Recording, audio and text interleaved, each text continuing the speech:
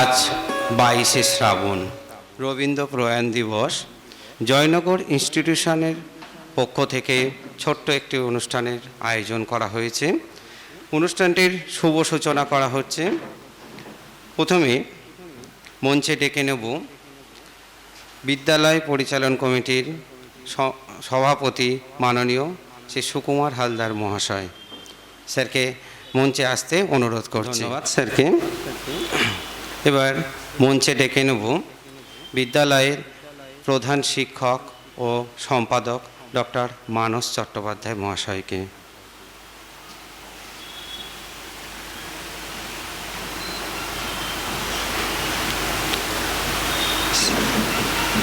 অসংখ্য ধন্যবাদ স্যারকে।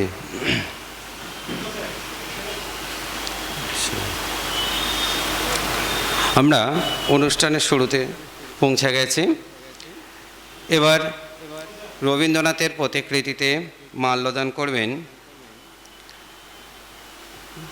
বিদ্যালয় পরিচালন কমিটির সভাপতি মাননীয় শ্রী সুকুমার হালদার মহাশয়।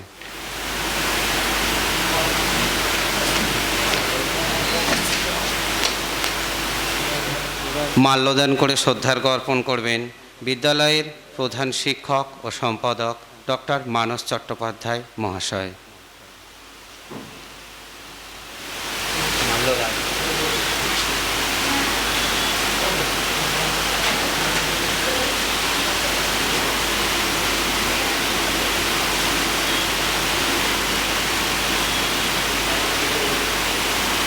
ধন্যবাদ। মাল্যদান করে শ্রদ্ধার্ঘ অর্পণ করছেন বিদ্যালয়ের স্টাফ কাউন্সিলের সেক্রেটারি মাননীয় শ্রী তনুময় দেবনাথ মহাশয়।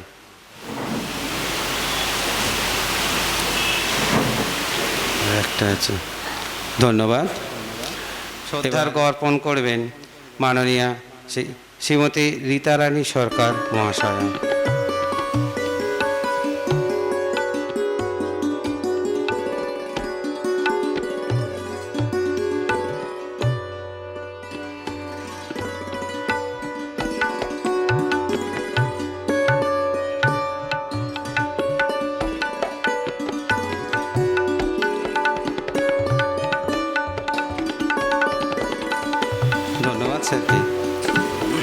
এবার পুষ্পস্তবক অর্পণ করবেন বিদ্যালয়ের অন্যতম শিক্ষক মাননীয় শ্রী মিফতাহুল আলম মহাশয়।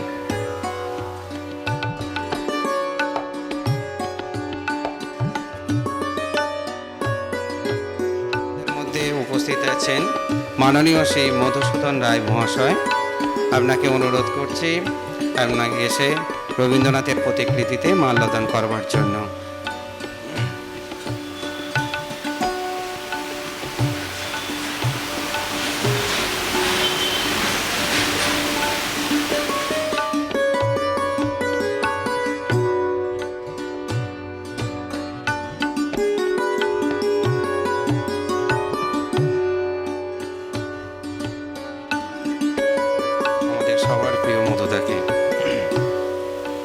এবারে আমি উপস্থিত সকলকে অনুরোধ করছি আপনারা এসে যদি রবীন্দ্রনাথের প্রতিকৃতিতে কেউ পুষ্পস্তবক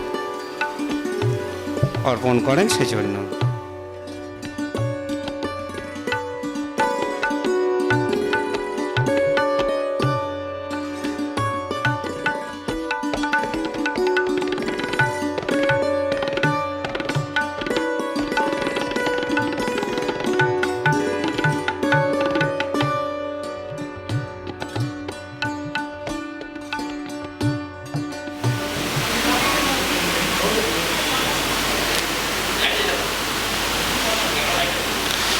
উদ্বোধনী সঙ্গীত পরিবেশন করছেন বিদ্যালয়ের শিক্ষিকা শ্রীমতী মৈত্রী বৈদ্য মহাশয়া।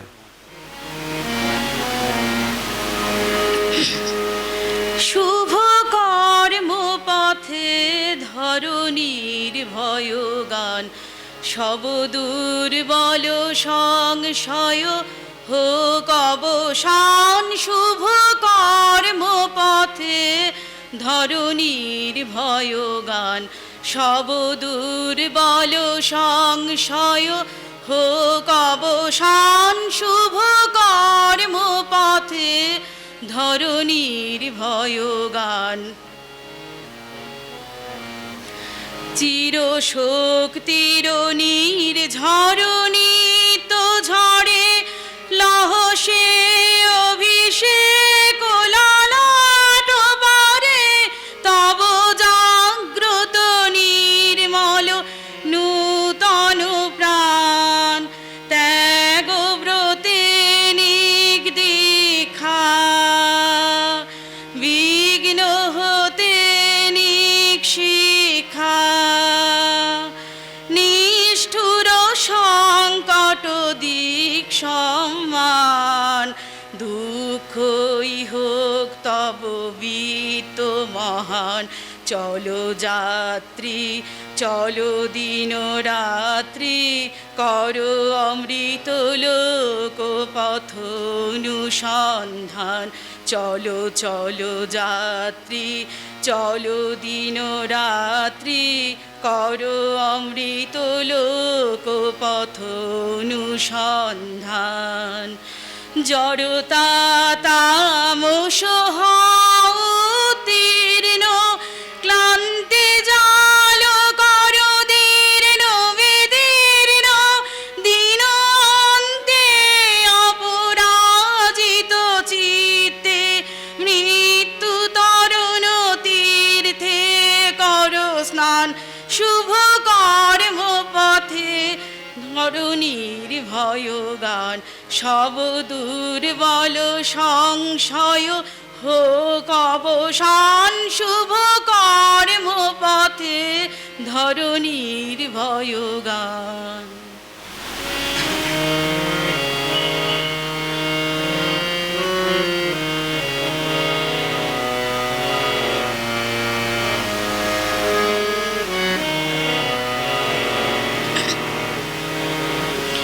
নিবিড় ঘন আধারে জ্বলেছে ধ্রুব তারা, মনোরে মোর পাথারে হোসনে দিশে হারা। নিবিড় ঘন আধারে জ্বলেছে ধ্রুব তারা, মনোরে মোর পাথারে হোসনে দিশে হারা। নিবিড় ঘন আধারে বিষাদে হয়ে ম্রিয়মান, বন্ধ না করিও গান। বিষাদে হয়ে ম্রিয়মান, বন্ধ না করিও গান।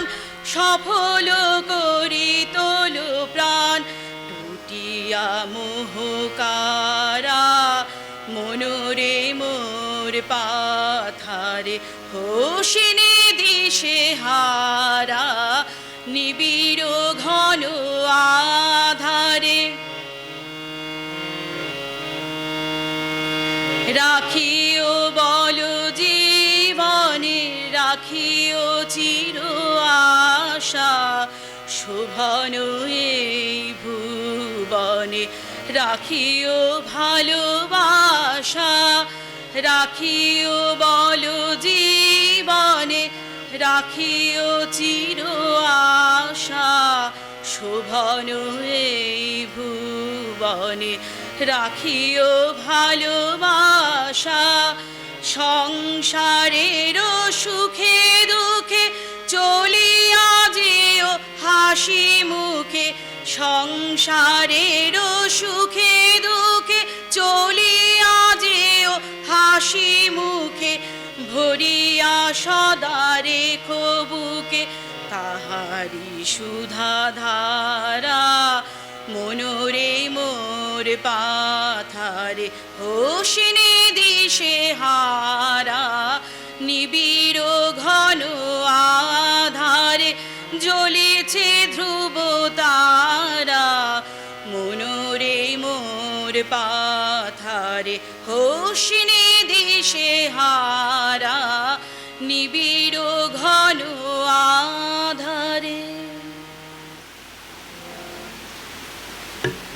রবীন্দ্রনাথ সম্পর্কে সংক্ষিপ্ত বক্তব্য রাখবার জন্য অনুরোধ করছি বিদ্যালয় পরিচালন কমিটির সভাপতি মাননীয় শ্রী সুকুমার হালদার মহাশয়কে। আজ 22শে শ্রাবণ বিশ্বকবি রবীন্দ্রনাথ ঠাকুরের প্রয়াণ দিবস। এই দিনটা আমরা পুরো ভারতবাসী, বিশেষ করে সমস্ত ছাত্র সমাজ থেকে আরম্ভ করে সকলে এই দিনটা খুব শ্রদ্ধার সঙ্গে পালন করে।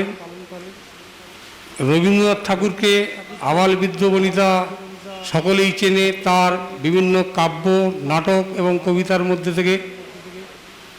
তার ছোট ছোট কবিতা থেকে আরম্ভ করে নাটক, এমনকি বিভিন্ন গল্প তিনি লিখেছেন। রবীন্দ্রনাথ ঠাকুর দেশের জন্যে প্রচণ্ড অক্লান্ত পরিশ্রম করে স্বাধীনতার জন্য করেছিলেন। সুতরাং রবীন্দ্রনাথ ঠাকুরকে আমরা কেউ কোনোদিন ভুলতে পারবো না। রবীন্দ্রনাথ ঠাকুর গীতাঞ্জলি বই লিখে বিশ্বের দরবারে শ্রেষ্ঠ হয়েছিলেন। সুতরাং রবীন্দ্রনাথ ঠাকুর চির অমর রয়েছে আমাদের সমস্ত ভারতবাসীর কাছে। সুতরাং আমরাও এই দিনটা চিরকালই স্মরণ রাখবো, এই কথা বলে আমি বক্তব্য শেষ করলাম। রবীন্দ্রনাথ সম্পর্কে সংক্ষিপ্ত বক্তব্য রাখবার জন্য অনুরোধ করছি বিদ্যালয় স্টাফ কাউন্সিলের সেক্রেটারি মাননীয় শ্রী তনুময় দেবনাথ মহাশয়কে। 22শে শ্রাবণ কবিগুরু আমাদের ছেড়ে চলে গেলেন। সেদিন দুপুর 12:10 কবিগুরুর মহাপ্রয়াণ ঘটল। জোড়াসাঁকোর ঠাকুর বাড়িতে সেদিন প্রবল জনস্রোত হলো। কবি আমাদের ছেড়ে চলে গেলেন। কবির দুপা বেলফুলের মালা দিয়ে ঢেকে দিলেন পুত্রবধূ প্রতিমা দেবী। নন্দলাল বসু বলেছিলেন, এ রাজার অন্তিম যাত্রা। সত্যি মহানগরের রাজপথ সেদিন জনসমুদ্রে ঢেউ আমরা দেখেছিলাম। কবি একাধারে যেমন ছিলেন সাহিত্যিক, তেমন ছিলেন আধুনিক বিজ্ঞান মনস্ক। একবার 1934 সালে বিহারে প্রবল ভূমিকম্প হয়েছিল। মহাত্মা গান্ধী জাতির উদ্দেশ্যে বলেছিলেন, এ আমাদের পাপের ফল। কবিগুরু তীব্র প্রতিবাদ জানিয়েছিলেন এবং এর প্রতিবাদ স্বরূপ তিনি মহাত্মা গান্ধীকে একটা চিঠি লিখেছিলেন এবং তার যেই সাহিত্য রচনা, সেখান থেকে আমরা প্রভূত শিক্ষা পেয়েছি। তার সাহিত্য রচনার সাথে সাথে তার যে দর্শন, সেই দর্শন আমাদেরকে উদ্বুদ্ধ করে, যদি তোর ডাক শুনে কেউ না আসে তবে একলা চলো রে। এই যে একলা চলার যে বীরগাথা তিনি রচনা করেছিলেন, সেটা আপামর ভারতবাসীকে অনুপ্রেরণা দেয়, আমরাও অনুপ্রেরণা পাই। সবশেষে বলি, কবিগুরুর যা মাহাত্ম্য আমরা দেখেছি, পড়েছি, জেনেছি, সেটা বাঙালির জাতিসত্তা যতদিন বেঁচে থাকবে, বাঙালি জাতির হৃদয় মননে ততদিন কবিগুরু অধিষ্ঠান করবে। নমস্কার। তনুময় স্যারকে। এবার আবৃত্তি পরিবেশন করবে আমাদেরই ছাত্র সুনন্দন রায়। আজ 22শে শ্রাবণ বিশ্বকবি রবীন্দ্রনাথ ঠাকুরের প্রয়াণ দিবস। তাকে শ্রদ্ধার্ঘ্য জানানোর জন্য আমার একটি ছোট্ট নিবেদন, জয় গোস্বামীর লেখা নিজের রবীন্দ্রনাথ। কিছু বিশেষ অংশ আমি পাঠ করে আপনাদেরকে শোনাব। নিজের রবীন্দ্রনাথ, জয় গোস্বামী। আছে দুঃখ, আছে মৃত্যু, বিরহ দহন লাগে, তবুও শান্তি, তবু আনন্দ, তবু অনন্ত জাগে। সেটা ছিল 22শে শ্রাবণের একটা স্কুলে গেছি রবীন্দ্রনাথকে নিয়ে কিছু বলতে। ছোটরা তাদের উৎসুক চোখ নিয়ে তাকিয়ে রয়েছে। হঠাৎ মনে হলো, কি বলবো? যা বলবো তাই যদি এদের কাছে ভুল বলে প্রমাণিত হয়। রবীন্দ্রনাথ তো কোনো স্কুলের পাঠ্য অঙ্ক নন যে সবার খাতায় একই উত্তর হবে। এক একজনের জন্যে রবীন্দ্রনাথ এক এক রকম। বাড়িতেও মেয়ে এক আধবার জানতে চেয়েছে তার ক্লাসের রবীন্দ্রনাথকে নিয়ে। হাত ছাড়িয়ে পালাই, কারণ অনেক সময় যে নিজেই ভুল বুঝি, কিছু বুঝতে পারি না রবীন্দ্রনাথকে। ধরা যাক সোনার তরী, এই একটা সব গুলিয়ে দেওয়া লেখা আমার জীবনে। হ্যাঁ, আমার জীবনে। অন্যের জীবনে তা নাও হতে পারে। প্রথম এই কবিতাটিকে আমি কিভাবে পাই একটা বর্ষার দিনের বিকেলবেলায়। প্রায় কালো হয়ে আসা আকাশের নিচে গাছপালা যখন সারাদিনের বৃষ্টিতে ভেজা, তখন সেই কবিতার শেষ লাইনগুলো শুনতে শুনতে আমার মনে হচ্ছিল এই কবিতাটি আমার বাবার মৃত্যু নিয়েই লেখা। শ্রাবণ গগন ঘিরে ঘন মেঘ ঘুরে ফিরে, শূন্য নদীর তীরে রহিনু পড়ি, যাহা ছিল নিয়ে গেল সোনার তরী। বুকের মধ্যে কি একটা চাপা কষ্টের গুরুভার। আমাদের ছোট্ট এই সংসারের মধ্যে বাবা ছিল একটা আনন্দের উৎস। সারাদিন ছোট ছোট গান, মজা, কবিতা, বাগান এইসব দিয়ে অভাবের কথা যেন ভুলিয়েই রাখত। সেই লোকটা চলে গেছে, আর আসবে না। এটাই যেন ওই কবিতার সার কথা। স্নেহ হারানো, শোক পাবার কবিতা হয়েই ওই সোনার তরী রইল আমার কাছে। বাবার সঙ্গে দাঁড়িয়ে আছি, বাবার মুখে একটা গান। অমল ধবল পালে লেগেছে মন্দ মধুর হাওয়া, দেখি নাই কভু দেখি নাই এমন তরণী বাওয়া। অমল ধবল পালে লেগেছে। তারপর আরও প্রায় 30 বছর কেটে গেছে। আমার মেয়েকে যে হোস্টেলে দিয়েছি তার পাশেই গঙ্গা। এক রবিবার বিকেলে হোস্টেলের ধারেই বটগাছের নিচে সিমেন্ট বাঁধানো বেদিতে বসে আছি মেয়ের সঙ্গে। সে এখন 15 পেরিয়ে 16-এ পড়েছে। সেও বর্ষাকাল ভালোবাসে। আজ সারা দিনের মেঘে ঢাকা ছিল আকাশ, কিন্তু এখন একটু পরিষ্কার। সূর্য আসতে নামছে, আলো বেরিয়ে আসছে। মেয়ে বলল, ওই দেখো। দেখি একটা নৌকো তরতর করে চলে আসছে স্রোতের সঙ্গে, তার উপরে একটা পাল লাগানো। মেয়ে গাইতে শুরু করলো। অমল ধবল পালে লেগেছে মন্দ মধুর হাওয়া, দেখি নাই কভু দেখি নাই এমন তরণী বাবা। ও শেখে না, শুধু শুনে শুনে জানে, কিন্তু ওর গেয়ে চলবার সঙ্গে সঙ্গে সব ভুলে গেলাম। ওই গান এসে দাঁড়ালো আমার 50 বছরের দোরগোড়ায়। তখন আমার চোখ ভেসে যায় চোখের জলে। এই গানের এই মানে হলো তবে আমার কাছে। আমাকে এই প্রশ্নের মধ্যে রেখে সূর্য তার অস্ত চললেন। পিছনে ঝরিছে ঝড়ো ঝড়ো জল, গুরু গুরু দেওয়া দাগ, মুখে এসে পড়ে অরুণ কিরণ, ছিন্ন মেঘের ফাঁক। ওগো কান্ডারি, কে গো তুমি? কার হাসি কান্নার ধন? ভেবে মরে মোর মন। নমস্কার। এবারে আবৃত্তি পরিবেশন করছেন বিদ্যালয়ের অন্যতম শিক্ষক মাননীয় শ্রী সুরজিৎ চক্রবর্তী মহাশয়। Hello hello hello.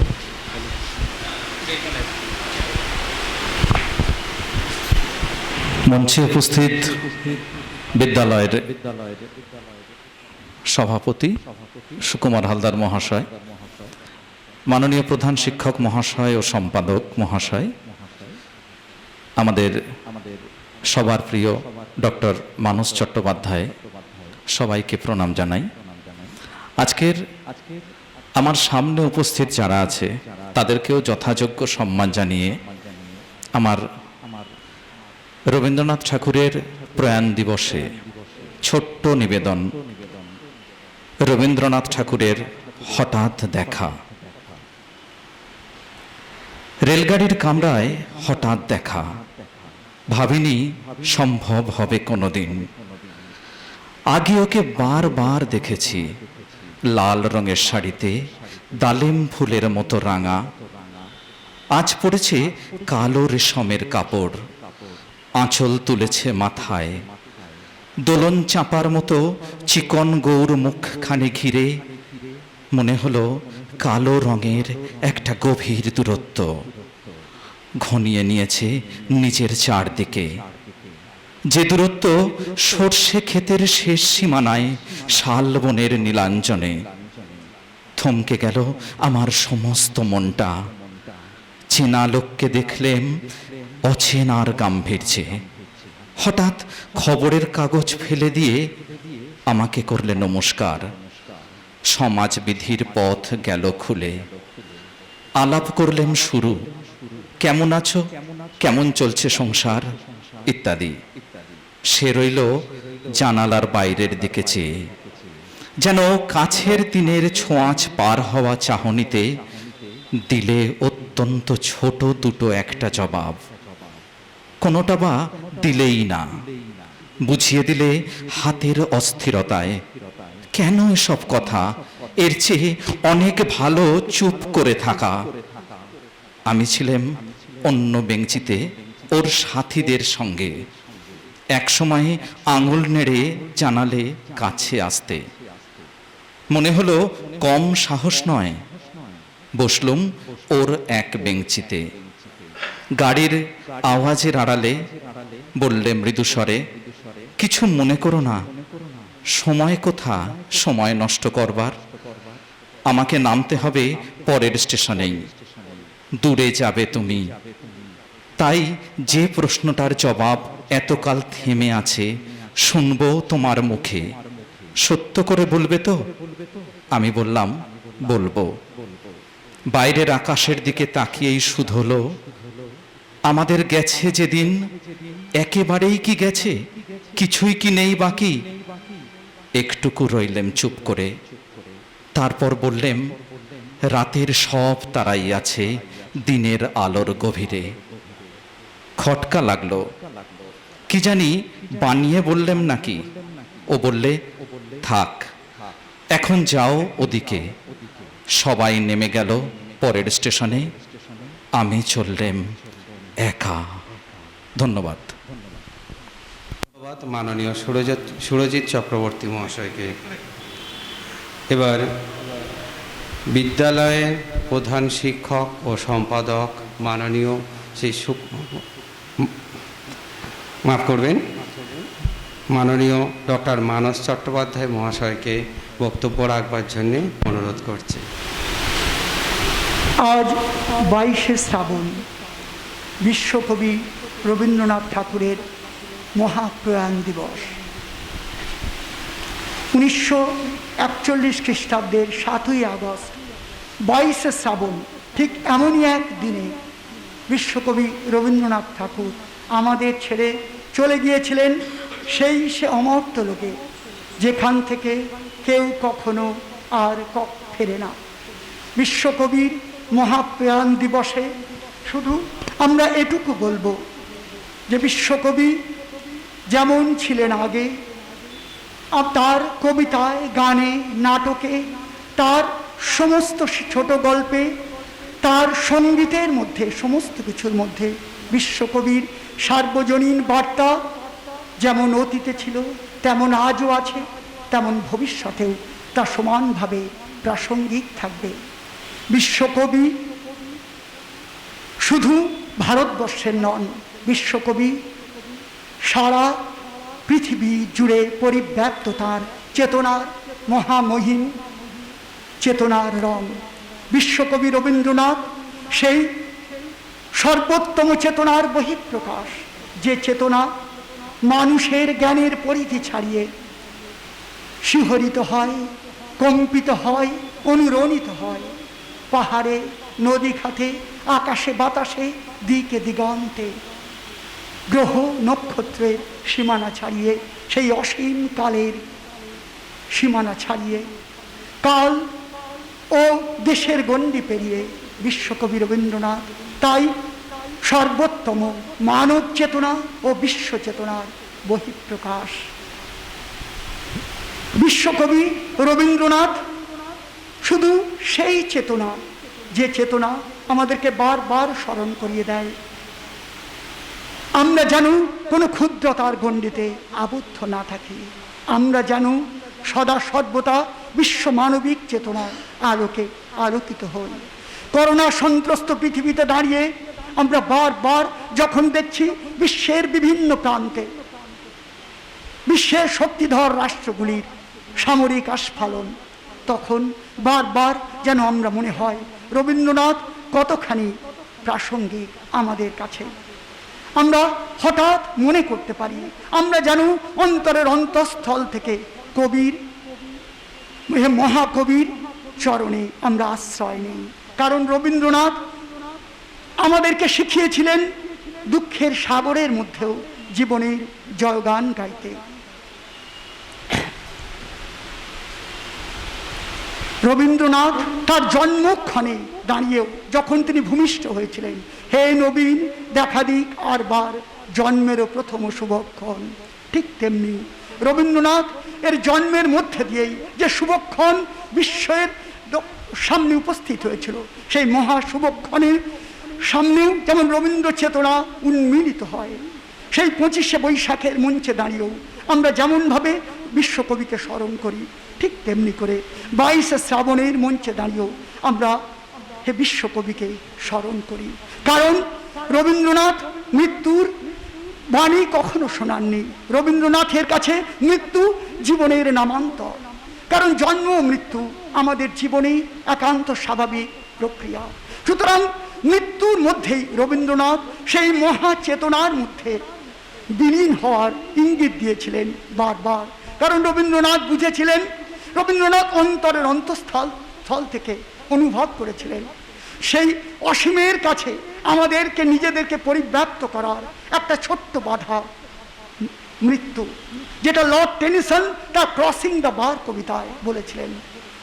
Crossing the bar, Lord টেনিসনের কবিতা, যেখানে মৃত্যুরূপী বার অফ স্ট্রাগলকে আমাদেরকে অতিক্রম করে যেতে হয় সেই ইটার্নিটি বা অনন্তের যোগ দেওয়ার জন্যে। কাজেই মৃত্যু কোনো মৃত্যু নয়, মৃত্যু হলো জীবনেরই জয়ধ্বনি। নূতন জীবনের অঙ্গীকার মৃত্যুর মাঝেই দেখা যায়। মৃত্যু শুধুমাত্র আমাদের দৈহিক একটা পরিসমাপ্তি, কিন্তু যে মহাত্মা, যে আত্মা বিশ্বব্যাপী ছড়িয়ে আছে বিশ্ব ব্রহ্মাণ্ডে অণুতে পরমাণুতে, তার কখনো মৃত্যু হয় না। সে কথাই রবীন্দ্রনাথ বারবার ব্যক্ত করেছেন। রবীন্দ্রনাথ বারবার জীবনে নানান ধরনের তার পারিবারিক জীবনে একের পর এক তিনি শোকের সাগরে তিনি কিনারে উপস্থিত হয়েছিলেন। বারবার তিনি একটা সময় বিহ্বল হয়েছিলেন শোক সন্তপ্ত হয়ে। রবীন্দ্রনাথ প্রথমেই তিনি তার সমবয়সী তার বৌদি কাদম্বরী দেবী হঠাৎ মারা গেলেন। রবীন্দ্রনাথ যার সঙ্গে অত্যন্ত বন্ধুর মতো মিশতেন, কাদম্বরী দেবীর মৃত্যু রবীন্দ্রনাথকে ভয়ঙ্কর বিহ্বল করেছিল, ব্যথিত করেছিল। ঠিক তারপরেই পরপর আরও মৃত্যু রবীন্দ্রনাথকে আরও শোকাতুর করে তোলে। তার পত্নী মারা যান, মৃণালিনী দেবী মারা যান, তারপরে মারা যান তার কন্যা মারা যান, তারপরে তার দ্বিতীয় কন্যা, তারপরে মারা যান তার একান্ত স্নেহধন্য সর্বকনিষ্ঠ পুত্র সমীন্দ্রনাথ, সমু বলে রবীন্দ্রনাথ যাকে আদর করে ডাকতেন। শুধু তাই নয়, তারপরে রবীন্দ্রনাথের বড় মেয়ে তিনিও মারা যান। একের পর এই মৃত্যু ধারা রবীন্দ্রনাথকে অবিন্যস্ত করে দিয়েছিল। রবীন্দ্রনাথকে অবিন্যস্ত বলবো না, রবীন্দ্রনাথকে শোক বিহ্বল করে দিয়েছিল। কিন্তু রবীন্দ্রনাথ বারবারই বিশ্বাস করতেন যে মৃত্যু যেন তার শোক, রবীন্দ্রনাথ বারবার বিভিন্ন চিঠিতে বলেছিলেন যে তার শোক যেন কখনোই তাদের পরবর্তী জীবনে সেই অনন্তে যাত্রার পথে বাধা হয়ে না দাঁড়ায়, বরং তাদের সেই পরমানন্দের যাত্রা যেন আরো শুভ হয়ে ওঠে। রবীন্দ্রনাথ এ কথাই বলেছিলেন। তিনি বারবার পরপর যখন একের পর এক মৃত্যুর মুখে মৃত্যু তার আত্মীয় পরিজনদের মধ্যে তিনি দেখেন, তখন তিনি হঠাৎ যেন বেদনাতুর হয়ে ওঠেন। কিন্তু বেদনার মধ্যেই তিনি সৃজন করতে থাকেন।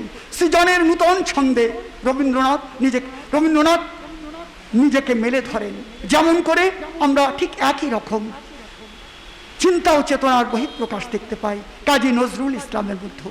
কাজী নজরুল ইসলামের ছেলে যখন মারা গিয়েছিলেন কাজী অনিরুদ্ধ, তখন কাজী নজরুল বলেছিলেন, তিনি শোক করে কান্নাকাটি করেননি, সারা রাত ধরে তিনি তার বাগানে ফুটন্ত হাসনু আনার সৌরভ নিয়েছিলেন এবং যেন অসীমের সঙ্গে নিজের শোককে ব্যক্ত করেছিলেন।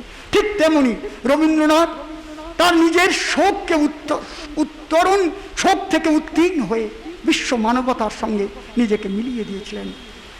তাই এমনকি রবীন্দ্রনাথের একান্ত স্নেহধন্য নাতি মিতু, তার মৃত্যু রবীন্দ্রনাথকে বড় ব্যথিত করেছিল।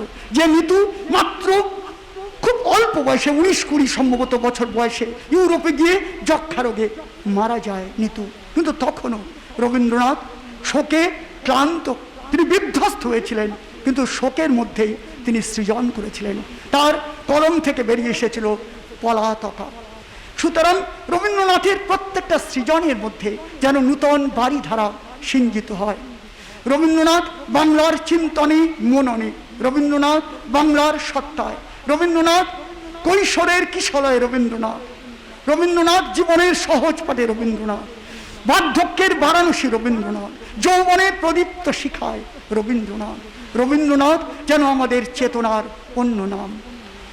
তাই এই বিশ্বকবি বারবার তার কবিতায়, গানে, সমস্ত সৃজনশীলতার মধ্যে যেন এক অনন্তের ইঙ্গিত দিয়েছিলেন, এক মহাসৃষ্টির ইঙ্গিত দিয়েছিলেন। রবীন্দ্রনাথ কখনোই বিশ্বাস করতেন না উগ্র আধুনিকতায় বা উগ্র দেশপ্রেমে। রবীন্দ্রনাথ বিশ্বাস করতেন উগ্র জাতীয়তাবোধ কখনোই একটা জাতির মঙ্গল সাধনে সমর্থ হয় না। যে আমরা আমাদের দেশকে ভালোবাসবো, আমরা বলবো, আমরা চাইবো বলো বলো বলো সবে শত বিনা বেনু রবে, ভারত আবার জগত সভায় শ্রেষ্ঠ আসনে রবে। আমরা আমাদের দেশের এক মাটির একটি কণাও ছাড়বো না, এই অঙ্গীকার আমাদের মনের মরমের গভীরে। কিন্তু একই সঙ্গে এই করোনা সন্ত্রস্ত পৃথিবীতে আমরা যখন দেখি সারা পৃথিবী জুড়ে তৃতীয় বিশ্বের দুর্বল দেশগুলিতে অতি গরিব মানুষ না খেয়ে মারা যাচ্ছে, তখন তাদের সঙ্গে আমাদের কোনো অমিল আমরা খুঁজে পাই না, বরং আমরা সবাই অনুভব করি একই বিশ্বপিতার সন্তান আমরা, এক বিশ্ব মানবতার সন্তান আমরা। যেখানে মেক্সিকো, ব্রাজিল, দক্ষিণ আফ্রিকা বা তৃতীয় বিশ্বের পশ্চাৎপদ যে কোনো দেশ, তাদের সঙ্গে আমরা সমানভাবে সহমর্মী। রবীন্দ্রনাথ সে বিশ্ব চেতনার নাম। রবীন্দ্রনাথ আবার একই সঙ্গে রবীন্দ্রনাথ বৈজ্ঞানিক মননশীল ছিলেন। রবীন্দ্রনাথ কিন্তু প্র্যাগম্যাটিক ছিলেন না। রবীন্দ্রনাথ তখনকার সময়ে দাঁড়িয়ে উন্নত বৈজ্ঞানিক চেতনার অধিকারী ছিলেন।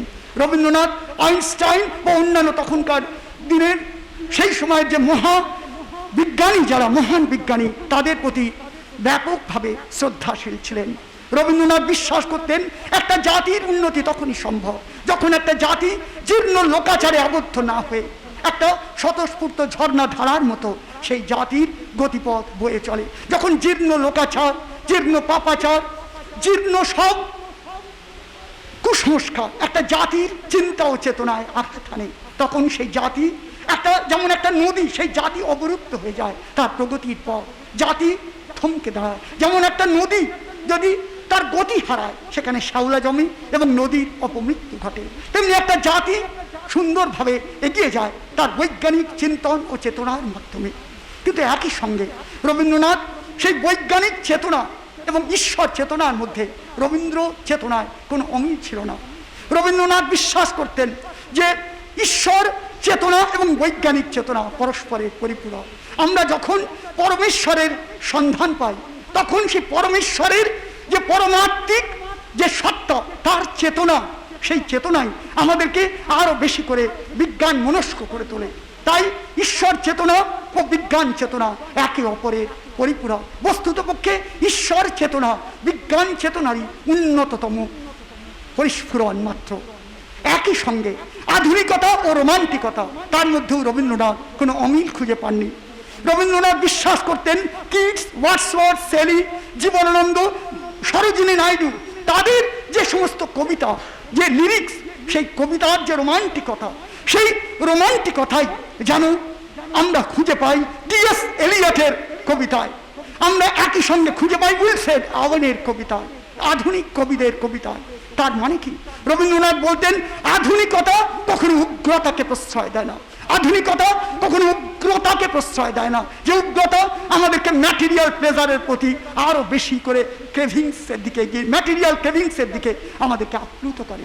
রবীন্দ্রনাথ সেই উগ্র আধুনিকতাকে বর্জন করতে বলেছিলেন, কিন্তু আধুনিক তিনি ছিলেন মনে প্রাণে। রবীন্দ্রনাথ তিনি বিশ্বাস করতেন একটা জাতির আধুনিকতা হচ্ছে তার সবচেয়ে বড় শক্তি, কিন্তু সেই আধুনিকতা মানে হচ্ছে রোমান্টিকতাকে বিসর্জন দিয়ে নয়, বরং রোমান্টিকতার সর্বোত্তম প্রকাশ আধুনিকতার মধ্যে ঘটে।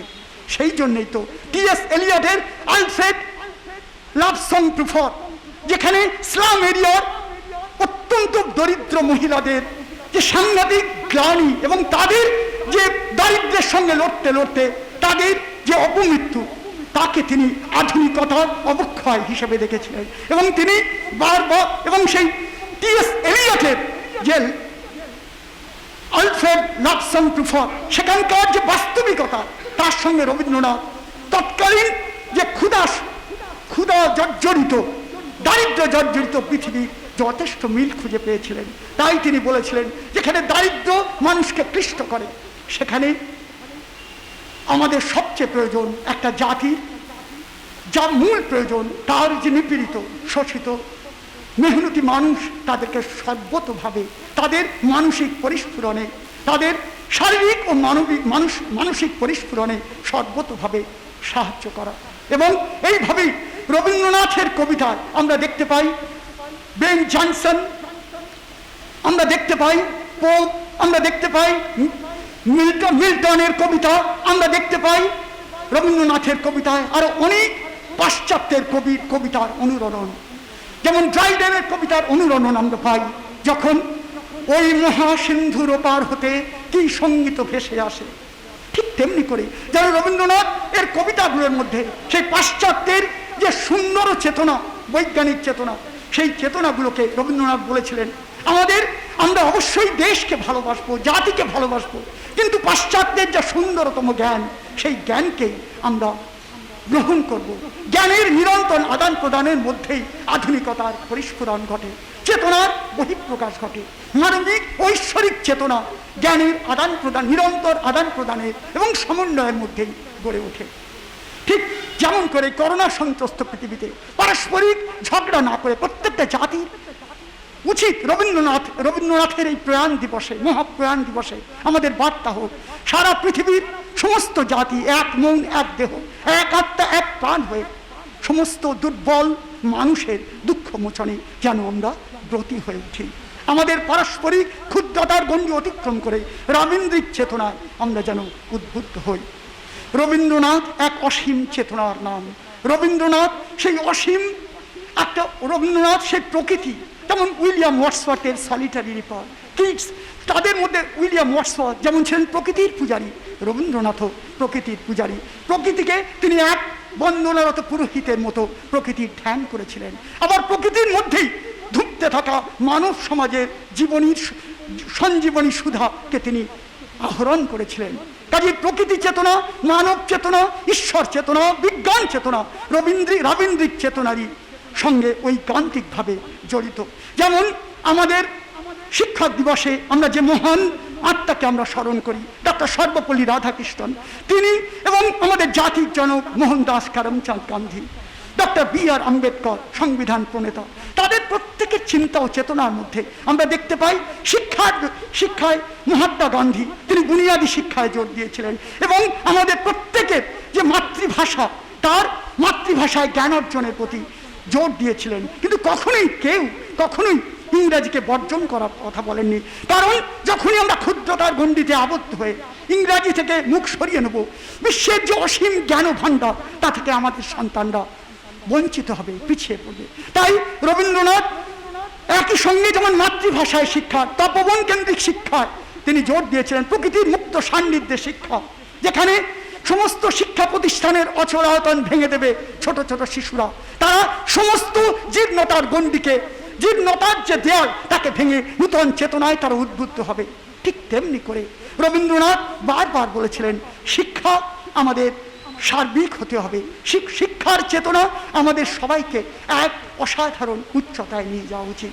তাই রবীন্দ্রনাথের যে রামেন্দ্রিক চেতনা, তার মধ্যেই বুনিয়াদী শিক্ষা মহাত্মা গান্ধী এবং আমাদের জাতির জনকে, রবীন্দ্রনাথের যে তপবন কেন্দ্রিক শিক্ষা একইভাবে সমানভাবে প্রাসঙ্গিক। আমরা দেখতে পাই, আমরা সবাই বারবার আমরা অনুভব করি আজকের দিনে রবীন্দ্রনাথ ঠিক কতখানি প্রাসঙ্গিক তার প্রত্যেকটা গানই কবিতার মধ্যে।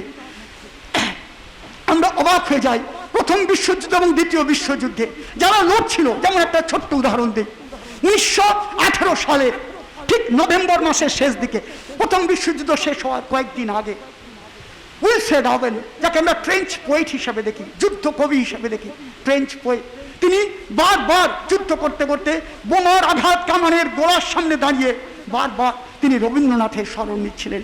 এবং যখন তিনি মারা যান প্রথম বিশ্বযুদ্ধ শেষ হওয়ার ঠিক কয়েক সপ্তাহ আগে, 1 সপ্তাহ বা 2 সপ্তাহ আগে, তখন তার কাছ থেকে পাওয়া যে সমস্ত বস্তুগুলি তার মা সুসান আওয়েনের কাছে এসেছিল।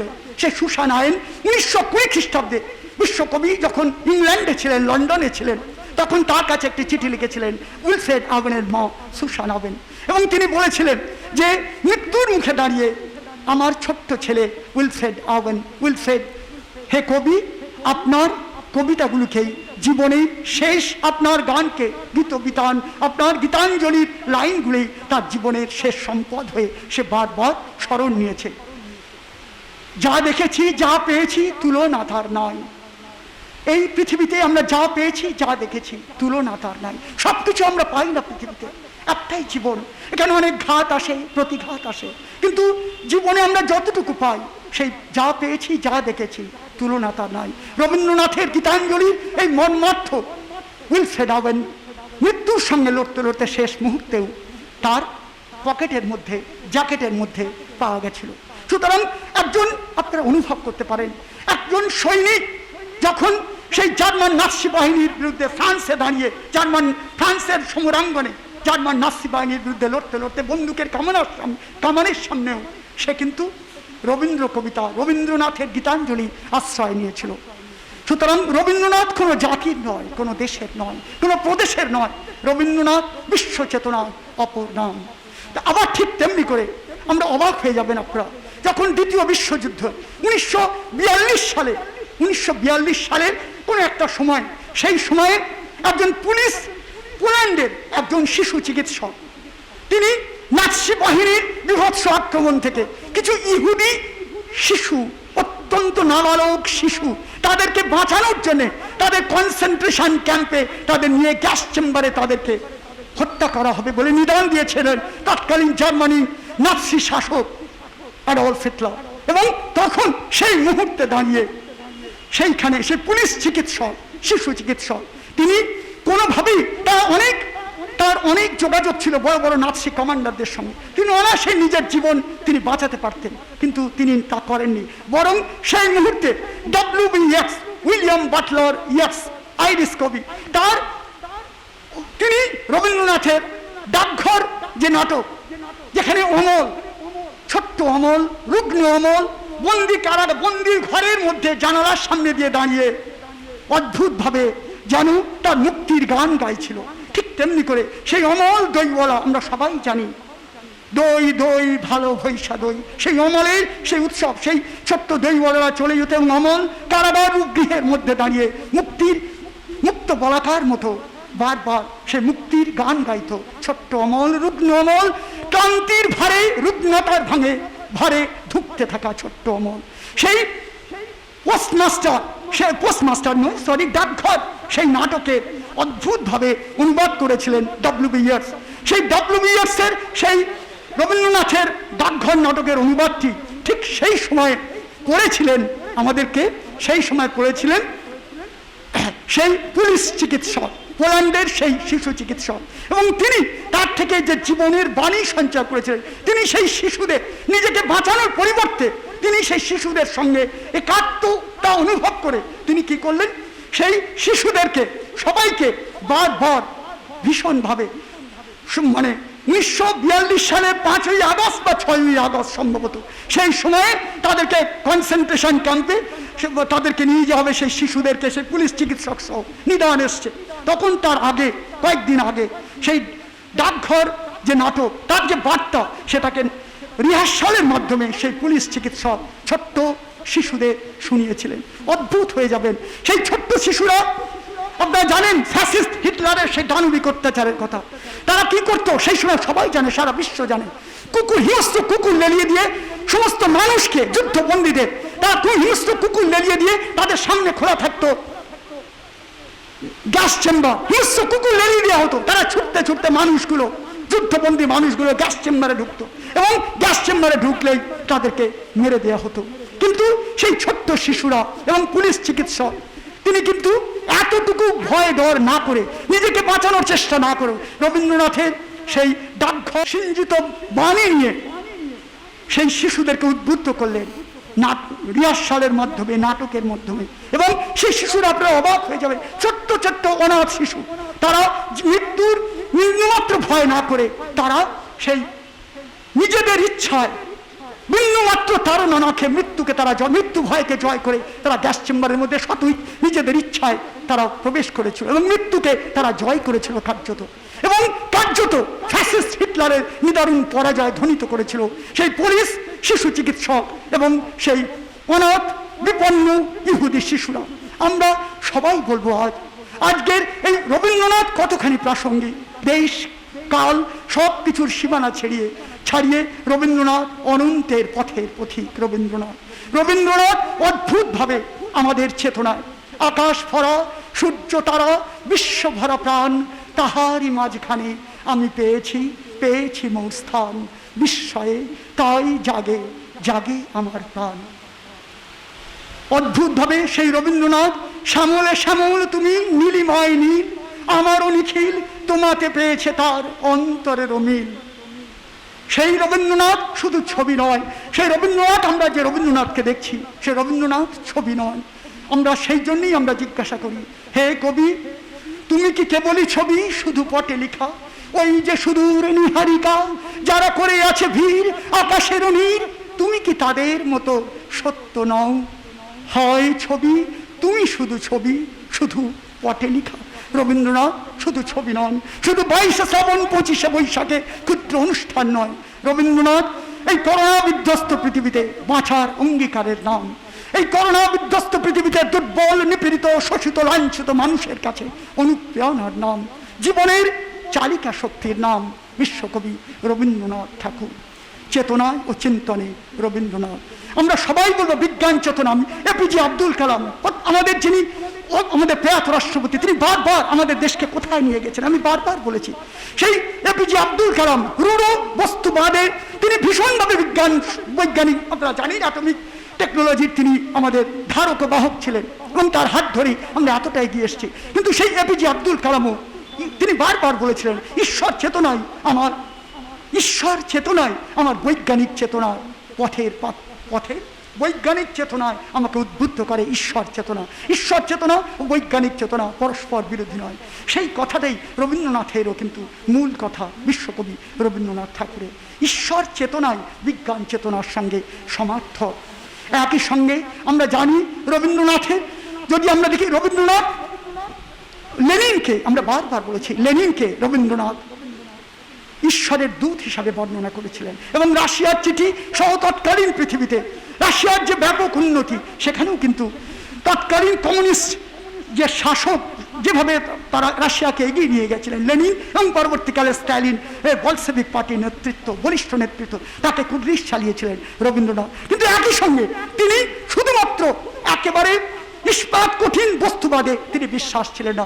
বস্তুবাদের সঙ্গে ঈশ্বর চেতনা পরস্পর বিরোধী নয়, বরং বস্তুবাদের মধ্যে ঈশ্বর চেতনার যে অদ্ভুত বৈজ্ঞানিক সংমিশ্রণ, তাই রবীন্দ্রিক চেতনা।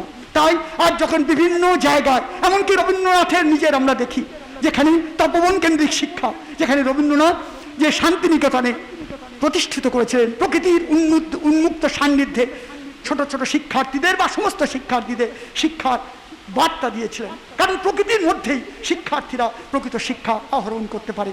ক্ষুদ্র পাঁচিলের মধ্যে যে শিক্ষা আসে তা স্বভাবতই যেন আমাদের কণ্ঠের মধ্যে একটা অদ্ভুত কণ্ঠরোধকারী হিসাবে, শক্তি হিসাবে দেখা দেয়। সেই জন্য প্রকৃতির মুক্ত সান্নিধ্যে শিক্ষা দেওয়ার পক্ষপাতী ছিলেন রবি। কিন্তু সেই শান্তিনিকেতন বর্তমানে বিশ্বভারতীর যে তপবন কেন্দ্রিক শিক্ষা, যে শিক্ষার দায়িত্ব বিশ্বকবি রবীন্দ্রনাথ তার বারবার মহাত্মা গান্ধী জাতির জনককে হাতে সঁপে গেছিলেন তার মৃত্যুর পদধ্বনি শোনার সঙ্গে সঙ্গে, সেই শান্তিনিকেতনে বারবার আমরা দেখি অদ্ভুত একটা শৈথিল্য, নীতিহীনতা, শৈথিল্যের নীতিহীনতা, একটা অদ্ভুত কোথায় যেন একটা অন্ধকার বারবার বিভিন্ন সংবাদপত্রে আমরা দেখি।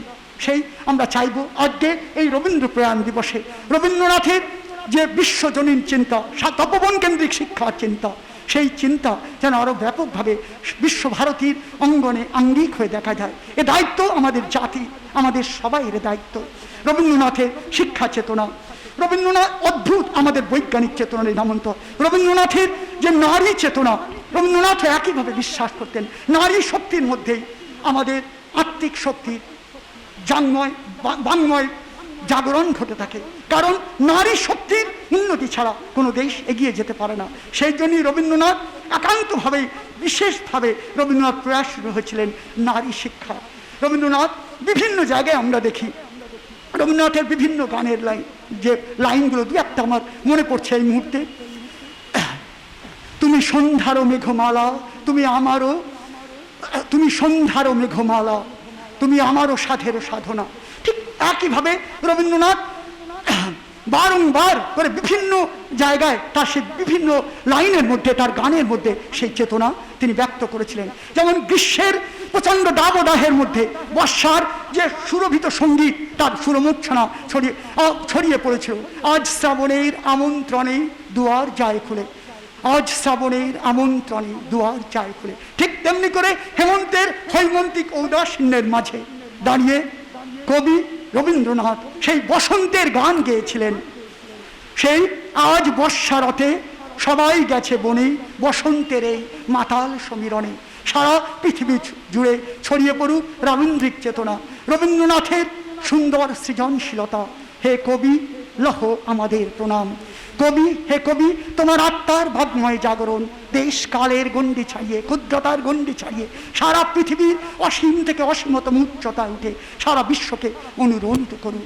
তুমি আমাদের শুভ্রতম চেতনার অন্য নাম। তোমারও অসীমে প্রাণ মন লয়ে যত দূরে আমি যাই, কোথাও মৃত্যু, কোথাও দুঃখ, কোথাও বিচ্ছেদ নাই। তোমারও অসীমে প্রাণ মন লয়ে যত দূরে আমি যাই, কোথাও মৃত্যু, কোথাও দুঃখ, কোথাও বিচ্ছেদ নয়। হে কবি, তুমি তো আমাদেরই চেতনার অন্য নাম। আজ সারা পৃথিবী তোমার চেতনার আশ্রয় নিচ্ছে। এই অদ্ভুত এক দূরে, অদ্ভুত এক দিনে তোমার চেতনার আশ্রয় নিচ্ছে এই সমস্ত বিশ্ব, সমস্ত পৃথিবী তোমার স্মরণ নিচ্ছে। হে কবি, বরিশ ধরা মাঝে শান্তির বাড়ি, বরিশ ধরা মাঝে শান্তির বাড়ি। শুধু আমি কয়েকটা লাইন, জাস্ট কয়েকটা লাইন আমি মানে যেগুলো একান্ত পূজা পর্যায়ে, বর্ষা পর্যায় থেকে কয়েকটা লাইন, যেখানে রবীন্দ্রনাথ তার 113 নম্বর কবিতায় বলেছেন, ভেঙেছ দুয়ার এসেছে জ্যোতির্ময়, তোমারই হোক জয়। তিমির বিদার উদার অভ্যুদয়, তোমারই হোক জয়। জীর্ণ আবেশ কাটো সুকঠোর ঘাটে, বন্ধন হোক ক্ষয়। এসো দুঃসহ, এসো এসো নির্দয়, তোমারই হোক জয়। এসো নির্মল, এসো এসো নির্ভয়, তোমারই হোক জয়। প্রভাত সূর্য এসেছে রুদ্র সাজে, দুঃখের পথে তোমারই তুর্য বাজে। অরুণ বন্যী জ্বালাও চিত্ত মাঝে, মৃত্যুর হোক লয়। জীবন মরণের সীমানা পাড়ায়, হে কবি রয়েছ দাঁড়ায় তুমি। তোমার এই করি, আবার সে প্রেম পর্যায়ের কবিতা রবীন্দ্রনাথ লিখছেন, তোমার এই করিয়াছি জীবনের ধ্রুব তারা, এ সমুদ্রে আর কভু হব না কো পথহারা। তোমার এই করিয়াছি জীবনের ধ্রুব তারা, এ সমুদ্রে আর কভু হব না কো পথহারা। যেথা আমি যাই না কো তুমি প্রকাশিত থাকো। আবার ঠিক একইভাবে বিশ্বকবির কবিতায়, সেই প্রেম পর্যায়ের কবিতায় যেন অদ্ভুতভাবে বেজে ওঠে কেন বাজাও কা কোনো কন কন কত ছল ভরে, ওগো ঘরে ফিরে চলো কনক কলসে জল ভরে, কেন বাজাও কা কোনো কন কন কত ছল ভরে, ওগো ঘরে ফিরে চলো কনক কলসে জল ভরে। সুচিত্রা মিত্রের কণ্ঠে এই গান যেন সত্যি সত্যি আমাদের সমস্ত নারী শক্তির জাগরণ ঘটায় সার্বিকভাবে। আবার সেই রবীন্দ্রনাথকে সেই প্রেম পর্যায়ের মধ্যে তিনি বলেছেন দু একটি লাইন, ভালোবাসি ভালোবাসি এই সুরে কাছে দূরে জলে স্থলে বাজায় বাঁশি, দিগন্তে কার কালো আঁখি আঁখির জলে যায় ভাসি, সেই সুরে সাগর কূলে বাঁধন খুলে অটল রোদন উঠে দুলে, সেই সুরে বাজে মনে অকারণে ভুলে যাওয়া গানের বাণী, ভোলা দিনের কাঁদন হাসি, ভালোবাসি ভালোবাসি এই সুরে কাছে দূরে জলস্থলে বাজায় বাঁশি। জাস্ট আমি এবার এ করব বর্ষা পর্যায়ে, রবীন্দ্রনাথের যে বর্ষা পর্যায়ে অদ্ভুত একটি মানে তিনি সৃজন করেছিলেন বর্ষা পর্যায়ে।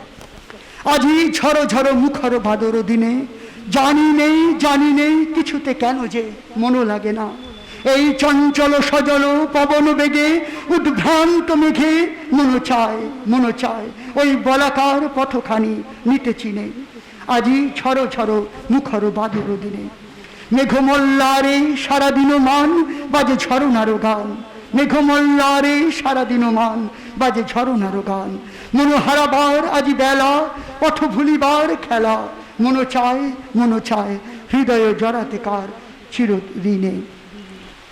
এমনিভাবেই অসংখ্য কবিতা হোক বা প্রেম পর্যায়ে, পূজা পর্যায়ে এবং বর্ষা পর্যায়ে অসংখ্য সৃজনের মাঝে রবীন্দ্রনাথ তার প্রাসঙ্গিকতা ব্যক্ত করেছেন বিশ্বের কোণে কোণে। হে কবি, তুমি চির জাগ্রত থাকো, আমাদের আত্মিকতা, আমাদের যে ভারতীয় স্পিরিচুয়াল হেরিটেজ, আমাদের আত্মিকতার জাগরণের মধ্যে, আমাদের আত্মিকতার যে জাগরণ তোমার বাণীর মধ্যে, তোমার প্রত্যেকটা সৃজনের মধ্যে ধ্বনিত হোক, প্রতিধ্বনিত।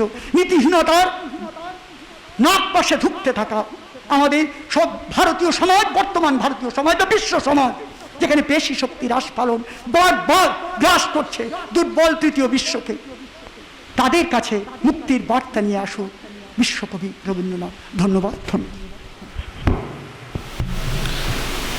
স্যারের মূল্যবান বক্তব্যে আমরা সমৃদ্ধ হলাম। অসংখ্য ধন্যবাদ স্যারকে। এবার সংক্ষিপ্ত বক্তব্য রাখার জন্য অনুরোধ করছি বিদ্যালয়ের একাডেমিক কাউন্সিলের অন্যতম সদস্য মাননীয় শ্রী রতন কুমার দাস মহাশয়কে। বিদ্যালয়ের মাননীয় প্রধান শিক্ষক সম্পাদক মহাশয়, পরিচালন সমিতির সভাপতি মহাশয়, আমার সামনে উপবিষ্ট আমার সহকর্মী বৃন্দ, অভিভাবক অভিভাবিকা, ছাত্ররা, যারা আজকের এই করোনা পরিস্থিতিতে এক ভয়াবহ বিশ্বে মহামারী চলছে, সবাই ডিস্টেন্স বজায় রেখে আমরা আজকের সমবেত হতে পেরেছি এই ছোট্ট অনুষ্ঠানটিতে, তাদের সকলকে যথাযোগ্য সম্মান জানিয়ে রবীন্দ্রনাথের ৭৯তম প্রয়াণ দিবস উপলক্ষে একটু আলোকপাত করতে চাই। মাননীয় প্রধান শিক্ষক মহাশয়ের কাছে আমরা দীর্ঘ বক্তব্য শুনলাম, অনেক অজানা কথা তার কাছে আমরা এই শুনলাম। প্রথম তিনি সেই চেতনার কথা বললেন, চেতনায় রবীন্দ্রনাথ। তাহলে আমাদের চেতনাকে জাগ্রত বিকশিত করতে হবে। তিনার বক্তব্যে এটাই ফুটে উঠেছে বারংবার, যেটা আমি প্রাণ দিয়ে মন দিয়ে আমি যেটা শুনলাম। রবীন্দ্রনাথ সম্পর্কে বলতে গেলে দেখা যায় যে তিনি জন্মেছিলেন এক ধনী সম্ভ্রান্ত পরিবারে, জোড়াসাঁকোর ঠাকুর পরিবারে 1861 সালের 7ই মে। তার পিতা ছিলেন মহর্ষি দেবেন্দ্রনাথ ঠাকুর, মাতা সারদা দেবী, পিতামহ প্রিন্স দ্বারকানাথ ঠাকুর। এত ভালো পরিবেশে বা এত বড় পরিবেশে জন্মগ্রহণ করার পরেও তিনি কিন্তু বিদ্যালয়ের গণ্ডিতে আবদ্ধ থাকেননি। তাকে প্রথমে ভর্তি করা হয় মিশনারি স্কুলে, তারপরে নর্মাল স্কুলে ভর্তি করা হয়, কিন্তু সেখানে তাকে আটকে রাখা যায়নি। তিনি বাড়িতে গৃহশিক্ষকের তত্ত্বাবধানে পড়াশোনা শুরু করেন। ছোটবেলায় বিদ্যাসাগরের বর্ণ পরিচয় পড়তে পড়তে একটা লাইন তার মাথায় বেশ ভালোভাবে সেঁটে গেছিল, জল পড়ে পাতা নড়ে। এই 4টি শব্দের যে অসামান্য ছন্দ এবং মিলন তিনি কান দিয়ে শুনে প্রাণ ভরিয়েছিলেন এবং মনে মনে ভীষণ আনন্দ পেয়েছিলেন। পরে তাকে সেন্ট জেভিয়ার্স কলেজের বিদ্যালয় বিভাগে ভর্তি করা হলেও তিনি কিন্তু সেখানে পড়াশোনা করেননি। তারপর 17 বছর বয়সে তাকে বিদেশে পাঠানো হয়েছিল ব্যারিস্টারি পড়ার জন্য। সেখানেও তিনি স্থায়ী হননি। 1.5 বছর পরে তিনি ভারতে ফিরে এলেন, লিখলেন অসামান্য সেই কাব্য বাল্মীকি প্রতিভা। এরপর ধীরে ধীরে একের পর এক অসাধারণ কাব্যগ্রন্থ তিনি রচনা করতে থাকলেন। সেগুলো সন্ধ্যা সঙ্গীত, প্রভাত সঙ্গীত, কথা ও কাহিনী, ভানু সিংহের পদাবলী, মানসী, সোনার তরী, আর শেষের দিকে একটা কাব্যগ্রন্থ এত বিখ্যাত হয়েছিল গীতাঞ্জলি। এর ইংরেজি অনুবাদ করলেন অফারিং সংস করে 1913 সালে তিনি নন ইউরোপিয়ানদের বাইরে সাহিত্যে কেউ প্রথম নোবেল পুরস্কার পেয়েছিলেন। তিনি বাংলা সাহিত্যকে সমৃদ্ধ করেছেন। শুধু উপন্যাস, কাব্য এগুলো নয়, বহু ছোট গল্প, বহু ভ্রমণ কাহিনী, বিজ্ঞান, এক বিশেষ সঙ্গীত তিনি সৃষ্টি করেছিলেন। তার স্বরলিপি বা সুর নিজেই আরোপ করেছিলেন, রবীন্দ্রসঙ্গীত। এগুলো অসামান্য সৃষ্টি বাংলা সাহিত্যকে সমৃদ্ধ করেছেন। তিনি 1913 সালে নোবেল পেলেন। তিনি হলেন বাংলার কবি নন, তিনি পরিণত হলেন বিশ্বকবি। এরপর 1919 সালের জালিয়ানওয়ালাবাগের হত্যাকাণ্ডের তীব্র প্রতিবাদ করে তিনি তার ইংরেজদের দেওয়া নাইট উপাধি পদত্যাগ করেন। এরপর 1913 সালে তিনি রাখি বন্ধন উৎসবের সূচনা করলেন। 1905 সালে বঙ্গভঙ্গ বিরোধী আন্দোলনে যখন সাম্প্রদায়িক দাঙ্গা শুরু হয়েছিল, সম্প্রদায়ের মধ্যে যে বিভেদ সৃষ্টি হয়েছিল তা রোধ করার জন্য তিনি শুরু করেন রাখি বন্ধন উৎসব। বীরভূমের বোলপুরে তিনি শান্তিনিকেতন প্রতিষ্ঠা করেন। সেখানে নিজে শিক্ষাদানে ব্রতী হন।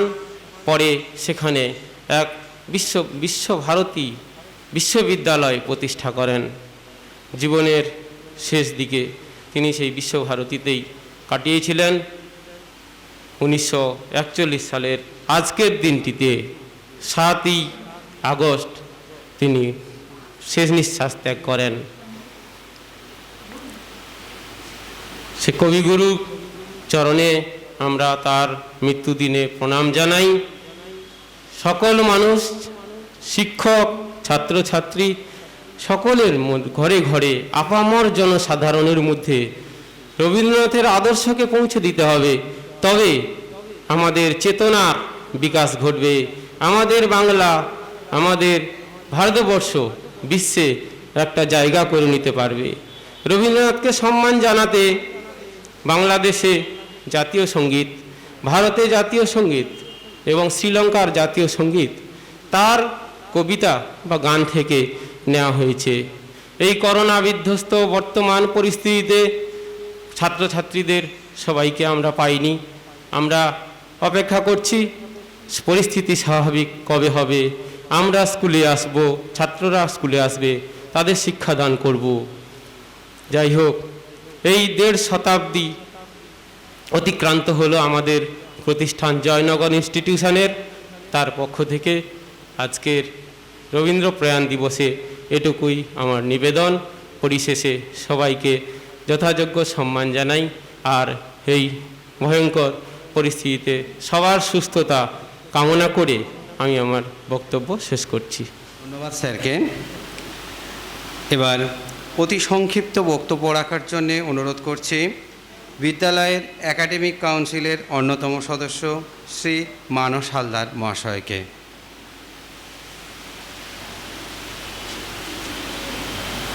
উপস্থিত মাননীয় শ্রদ্ধেয় প্রধান শিক্ষক মহাশয়, পরিচালনা সমিতির সম্পাদক সভাপতি মহাশয় ও উপস্থিত সভাস্থলে সবাইকে শ্রদ্ধা ও সনম্র প্রণাম জানিয়ে আজকে আমরা এখানে সমবেত হয়েছি এই করোনা আবহে বিশ্বকবি রবীন্দ্রনাথ ঠাকুরের প্রয়াণ দিবসে তার প্রতি শ্রদ্ধাজ্ঞ জ্ঞাপন করতে।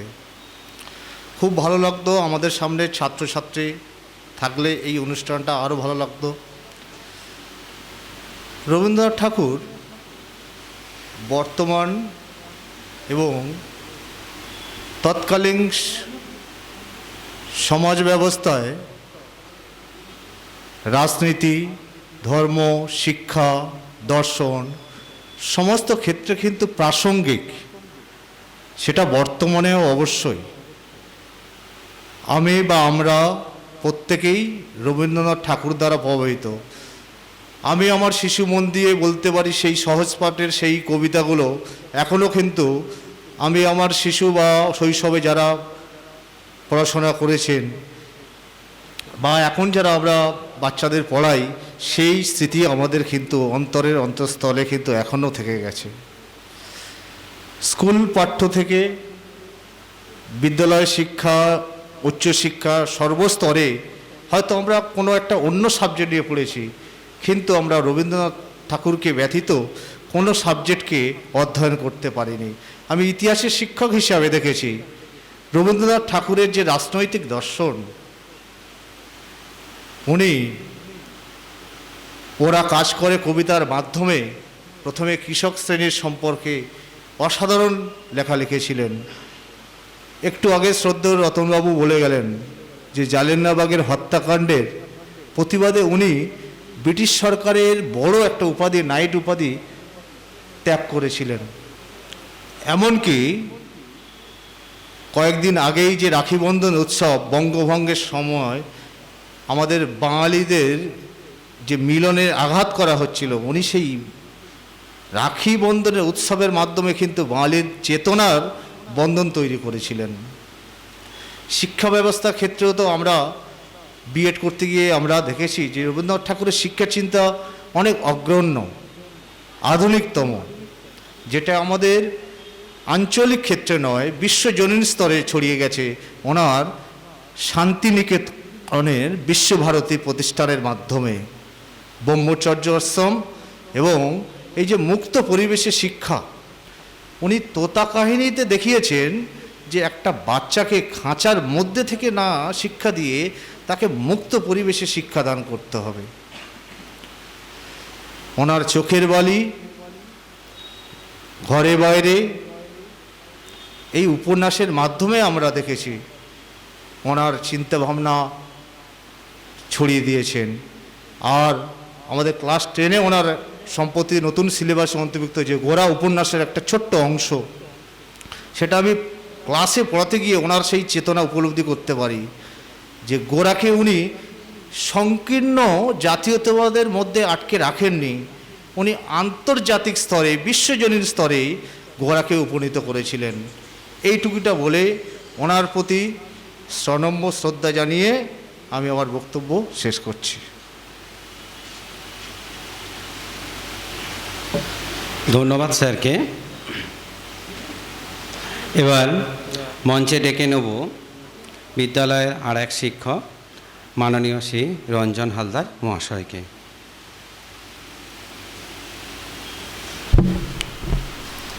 এখানে উপস্থিত সবাইকে আমার যথাযোগ্য সম্মান জানিয়ে আজ আমরা এমন এক দিনে এসে উপস্থিত হয়েছি 22শে শ্রাবণ, বিশ্বকবি রবীন্দ্রনাথ ঠাকুরের মহাপ্রয়াণ দিবস। তিনি ছিলেন এমন এক ব্যক্তিত্বের অধিকারী যার সাহিত্যের এমন কোনো অধ্যায় নেই যেখানে তার পদচিহ্ন পড়েনি। আমরা তাঁর সম্পর্কে যতটা জেনেছি আর যতটা জানতে পেরেছি স্যারেদের কাছ থেকে, তা সবইও তার কাছে নগণ্য। তাঁর সম্পর্কে আরও অনেক কিছু আমাদের জানার আছে, জানার বাকি আছে। এই দিনটাকে আমরা তাকে যথাযোগ্য সম্মান জানিয়ে ও প্রণাম জানিয়ে আমি তার কাছে আমাদের যথাযোগ্য সম্মান মাথা নত এবং আর ওনার সম্মানকে যথাযোগ্য সম্মান জানিয়ে আমি আমার বক্তব্য শেষ করছি। বর্ষিয়ান সদস্য, আমাদের প্রবীণতম সদস্য, আমাদের সবার প্রিয় মধুসূদন রায় মহাশয়। মাননীয় প্রধান শিক্ষক মহাশয় এবং আমাদের বিদ্যালয় পরিচালন সমিতির সভাপতি, মাননীয় সভাপতি, উপস্থিত বিদ্যালয়ের শিক্ষক ও শিক্ষিকাবৃন্দ, সবাইকে আমার আন্তরিক ভালোবাসা জানিয়ে এই রবীন্দ্রনাথ আজকের প্রয়াণ দিবসে আমি একটা দুটো কথা বলবো আর কি। এখানে মাননীয় প্রধান শিক্ষক মহাশয় রবীন্দ্রনাথের প্রয়াণ দিবস সম্বন্ধে বিস্তারিত বক্তব্য আমাদের সামনে প্রস্তুত করেছেন এবং প্রাঞ্জল বক্তব্য আমাদের সামনে রেখেছেন। তার এই অমূল্য বক্তব্যর মধ্যে দিয়ে আমরা অনেক অজানা তথ্য জানতে পেরেছি এবং সাথে সাথে অন্যান্য আমাদের বিদ্যালয়ের যে শিক্ষক এবং আমাদের বিদ্যালয়ের সভাপতি, তিনিও তার অমূল্য বক্তব্য তা রেখেছেন। তাদের মধ্যে দিয়ে আমরা অনেক রবীন্দ্রনাথ সম্বন্ধে অনেক নতুন তথ্য এবং জ্ঞান এবং প্রধান শিক্ষক মহাশয়ের যে অমূল্য বক্তব্য, তার থেকেও আমরা অনেক জ্ঞান, ব্যক্তিগতভাবে আমার অনেক অজানা জিনিস আজকে আমি এখানে উপস্থিত থেকে জানতে পেরে নিজেকে ধন্য মনে করছি। আমি শুধু রবীন্দ্রনাথের সম্বন্ধে একটি কথাই বলবো, সে কথাটা হলো আমাদের যে বাংলা ভাষা, এই বাংলা ভাষা রবীন্দ্রনাথের আগের যুগে মূলত সংস্কৃতের সংমিশ্রণে এই বাংলা ভাষা চলন ছিল। রবীন্দ্রনাথ প্রথম এই বাংলা ভাষাকে সংস্কৃত থেকে বাংলা ভাষাকে আলাদা করে তার যে সরলীকরণ, তিনি আমাদের প্রথম এই বাংলা ভাষাকে সরলীকরণের করেন এবং তার সেই যে সরলীকরণ আজ এখনও পর্যন্ত আমরা যারা বাঙালি বাংলা ভাষায় কথা বলি তার সেই ভাষাকেই আমরা এখনও পর্যন্ত কথা সেই ব্যবহার আমরা করছি। এইটুকু বলে তাকে শ্রদ্ধা জানিয়ে আমি আমার বক্তব্য শেষ করছি। নমস্কার। ধন্যবাদ মধুদাকে। স্যারেদের কাছ থেকে আমরা অনেক অজানা তথ্য জানতে পারলাম। আজ 22শে শ্রাবণ, এই বিশেষ মুহূর্তে আমি সবাইকে উপযুক্ত সম্ভাষণ জানিয়ে কিছু বলছি। বিসর্জন নাটকে রবীন্দ্রনাথ বলেছিলেন, সংসারের বাহিরিতে কিছুই না থাকে যদি, আছে তবু দয়াময় মৃত্যু। আবার প্রভাত সঙ্গীতেও তিনি লিখেছেন, জীবন যাহারে বলে মরণ তাহারই নাম, মরণ তো নহে তারপর। তাই অনেক সময় 22শে শ্রাবণ রবীন্দ্রনাথের জীবনে অন্য এক রূপে ধরা দিয়েছে যেন। মহাকালের চেনা পথ ধরে প্রতি বছর 22শে শ্রাবণ আসে। এই 22শে শ্রাবণ বিশ্বব্যাপী রবি ভক্তদের কাছে একটা শূন্য দিন।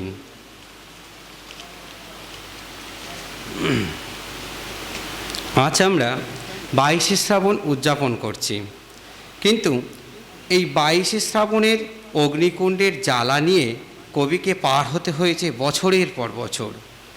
তুষের আগুনের দগ্ধ হয়েছেন কবি। কবির জীবনেও 22শে শ্রাবণ একটি মৃত্যুর দিন। কবির সবচেয়ে প্রিয় দৌহিত্র নীতীন্দ্রনাথের আকস্মিক মৃত্যু সংবাদ ছিল এই 22শে শ্রাবণের দিনে। যদিও এ মৃত্যু প্রথম নয়, নিজের দীর্ঘমেয়াদী জীবদ্দশার আঙিনা দিয়ে মৃত্যুশোকের যে দীর্ঘ মিছিল শুরু হয়েছিল, দৌহিত্র নীতীন্দ্রনাথের মৃত্যু ছিল মিছিলের শেষতম বিন্দু। ইতিপূর্বে শোকের ঝড়ে উৎসবের প্রদীপ নিভে গেছে বারবার। আগেই 2 মেয়ে বেলা ও রেণু অকালে মারা গিয়েছিলেন, আর মাত্র 14 বছর বয়স যখন তার মৃত্যু হলো মায়ের। মা সারদা দেবী 7 বছর বয়সে 7 পাকে বাঁধা পড়েন। দেবেন্দ্রনাথের বয়স তখন 17। অল্প বয়সেই প্রথম সন্তানের জননী। তারপর একে একে 15টি সন্তানের গর্ভধারিণী। জীবন স্মৃতিতে রবীন্দ্রনাথ লিখেছেন, যে রাত্রিতে তাহার মৃত্যু হয় আমরা তখন ঘুমাইতেছিলাম। একজন পুরাতন দাসী আমাদের ঘরে ছুটিয়া আসিয়া চিৎকার করিয়া কাঁদিয়া উঠিল, কিন্তু কি হইয়াছে ভালো করিয়া বুঝিতে পারিলাম না। প্রভাতে বাহিরের বারান্দায় আসিয়া দেখিলাম তাহার সুসজ্জিত দেহ প্রাঙ্গণে খাটের উপরে শয়ান। রবীন্দ্রনাথের বিয়ের দিনও মৃত্যু হানা দিতে ভুল করেনি। ঠাকুরবাড়ির নিয়ম ছিল পালকি চড়ে আসতে হতো পাত্রের বাড়িতে পাত্রীকে। সেই বিয়ের দিনই ঘটল অঘটন। রবীন্দ্রনাথের দিদি সৌদামিনীর স্বামী সারদা প্রসাদ ছিলেন ঘর জামাই। ছোট ভাই রবীন্দ্রনাথের বিয়ের দিনই কপালে সিঁদুর আর হাতের শাঁখা দুটি হারালেন সৌদামিনী। আর তখনও পালকিতে বসে সলজ্জা সালঙ্কারা মৃণালিনী দেবী। 1884। চারপাশের গাছপালা, মাটি, জল, চন্দ্র, সূর্য, গ্রহতারা সব যেমন ছিল তেমনই, কিন্তু তাদের থেকেও সত্যি হয়ে দেহ, প্রাণ, হৃদয়, মনের হাজারো রকম ছোঁয়ায় যিনি ছিলেন রবীন্দ্রনাথের ভুবন জুড়ে, সেই নতুন বৌঠান কাদম্বরী অভিমানে আফিং খেয়ে মারা গেলেন ঠাকুরবাড়ির এক বিমর্ষ করুণ ঘরে। আড়ালে একটা চারা গাছকে রাখলে যেমন সে আলোর খোঁজে মাথা তোলে, কাদম্বরী না থাকায় অন্ধকারের বেড়া ঠেলে রবীন্দ্রনাথ তেমনই যেন খুঁজে বেড়ালেন এক আলোর পথ। লিখলেন, সেই অন্ধকারকে অতিক্রম করিবার পথ অন্ধকারের মধ্যে যখন দেখা যায় না, তখন তাহার মতো দুঃখ আর কি আছে। মাধুরীলতা, রথীন্দ্র, রেণুকা, মীরা, সমীন্দ্র 5 সন্তানের মা মৃণালিনীর শরীর তখন সংসার আর শান্তিনিকেতনের কবির আশ্রম বিদ্যালয় সামলিয়ে একেবারে ভেঙে পড়েছে। শান্তিনিকেতন থেকে রথী এসে থেকে গেলেন মায়ের সঙ্গে। মীরা আর সমী তখন ছোট। সমী রইল শান্তিনিকেতনে। মৃণালিনীর বাগরোধ যখন, পুত্র রথীন্দ্রনাথকে ডেকে মায়ের পাশে বসালেন রবীন্দ্রনাথ। কোনো এক অনির্দিষ্ট আশঙ্কায় তাদের সারা রাত কাটল। পরদিন 23শে নভেম্বর 1902 রথী বুঝলেন তার মা আর নেই। 1901 সালে বড় মেয়ে বেলার বিয়ে হয়, কিন্তু বিয়ের অল্প কিছুদিন পরেই বেলার মৃত্যু হয়। এবার মৃত্যু এসে ডাক দিয়ে যায় সেজ মেয়ে রেণুর জীবনেও। হারাধনের 10টি ছেলের মতো রবীন্দ্রনাথের হাতে থাকে আর একটি মাত্র মেয়ে মীরা। মীরার বর নগেন্দ্রনাথ ঠাকুরবাড়ির ঘর জামাই ছিলেন। তার একমাত্র পুত্র নীতীন্দ্রনাথকে রবীন্দ্রনাথ বিলেত পাঠান ছাপার কাজ ও প্রকাশন শিল্পের জ্ঞান অর্জন করার জন্য। কিন্তু 21শে শ্রাবণ 1339 বিলাতেই কালব্যাধি যক্ষার সমন পৌঁছে যায় নীতীন্দ্রনাথের শিয়রে। পরদিন 22শে শ্রাবণ 1339 শেষ নিঃশ্বাস ত্যাগ করলেন দৌহিত্র নীতীন্দ্রনাথ। আর প্রিয় দৌহিত্রের মৃত্যু দিবস 22শে শ্রাবণকে ধারণ করে কবিও বিদায় নিলেন আর এক 22শে শ্রাবণে। ধন্যবাদ সবাইকে, নমস্কার। স্যার, বলার জন্যে অনুরোধ করছি মাননীয় শ্রী শচীন কুমার দাস দে মহাশয়কে। আজ 22শে শ্রাবণ রবীন্দ্রনাথ ঠাকুরের প্রয়াণ দিবস আমরা উদযাপন করছি ছোট্ট আকারে। এই মঞ্চে উপস্থিত আছেন আমাদের বিদ্যালয় প্রধান শিক্ষক ও সম্পাদক ডক্টর মানস চট্টোপাধ্যায় মহাশয়। উপস্থিত আছেন বিদ্যালয় কার্যকরী কমিটির সভাপতি মাননীয় শ্রী সুকুমার হালদার এবং উপস্থিত আছেন আমার বিদ্যালয় সমস্ত শিক্ষক শিক্ষিকা এবং বিভিন্ন অভিভাবক যারা আছেন, ছাত্র, তাদেরকে সকলকে সম্মান জানিয়ে আমি সামান্য কিছু একটা বক্তব্য বলছি। আমি রবীন্দ্রনাথ সম্বন্ধে কিছু জানি না। আমি অনেক বক্তব্য মাননীয় প্রধান শিক্ষক মহাশয়ের কাছে শুনলাম, আমার খুব ভালো লাগলো। তিনি আমাদের অনেকগুলো বক্তব্য আমাদের কাছে রেখেছেন, আমরা সেটা শুনলাম। আমরা জানি যে প্রতি বছর আমরা আমাদের বিদ্যালয় যে অনুষ্ঠান আমরা ছোটো করে আয়োজন করি, আজ 22শে শ্রাবণ রবীন্দ্রনাথ জোড়াসাগর ঠাকুর পরিবারে তিনি শেষ নিঃশ্বাস ত্যাগ করেছেন। আমি আর কিছু বলতে পারছি না, কেন আমার রবীন্দ্রনাথ সম্বন্ধে কোনো নেই। এই বলে আমি আমার বক্তব্য শেষ করলাম। উপস্থাপনা বিদ্যালয়ের প্রধান শিক্ষক ও সম্পাদক মাননীয় ডক্টর মানস চট্টোপাধ্যায় মহাশয়ের নিজের সৃজনশীল রচনা। আমাদের পার্ট টাইমার শ্রী অজয় কুমার পাল, তাকে একটু ডাকছি। আমি এই বিশ্ব হিরোশিমা দিবস 6ই আগস্ট 2020-তে একটি নোটিফিকেশান দিয়েছিলাম। সে অতি সংক্ষেপে রবীন্দ্রনাথ সম্পর্কে কিছু বলার পরে নোটিফিকেশানে যেন পাঠ করে দেয়। তারপরে আমি আমার খুব সংক্ষিপ্ত সৃজনশীল যে ক্রিয়েটিভিটি একটি পাঠ করে শোনাব। আমার মঞ্চে উপবিষ্ট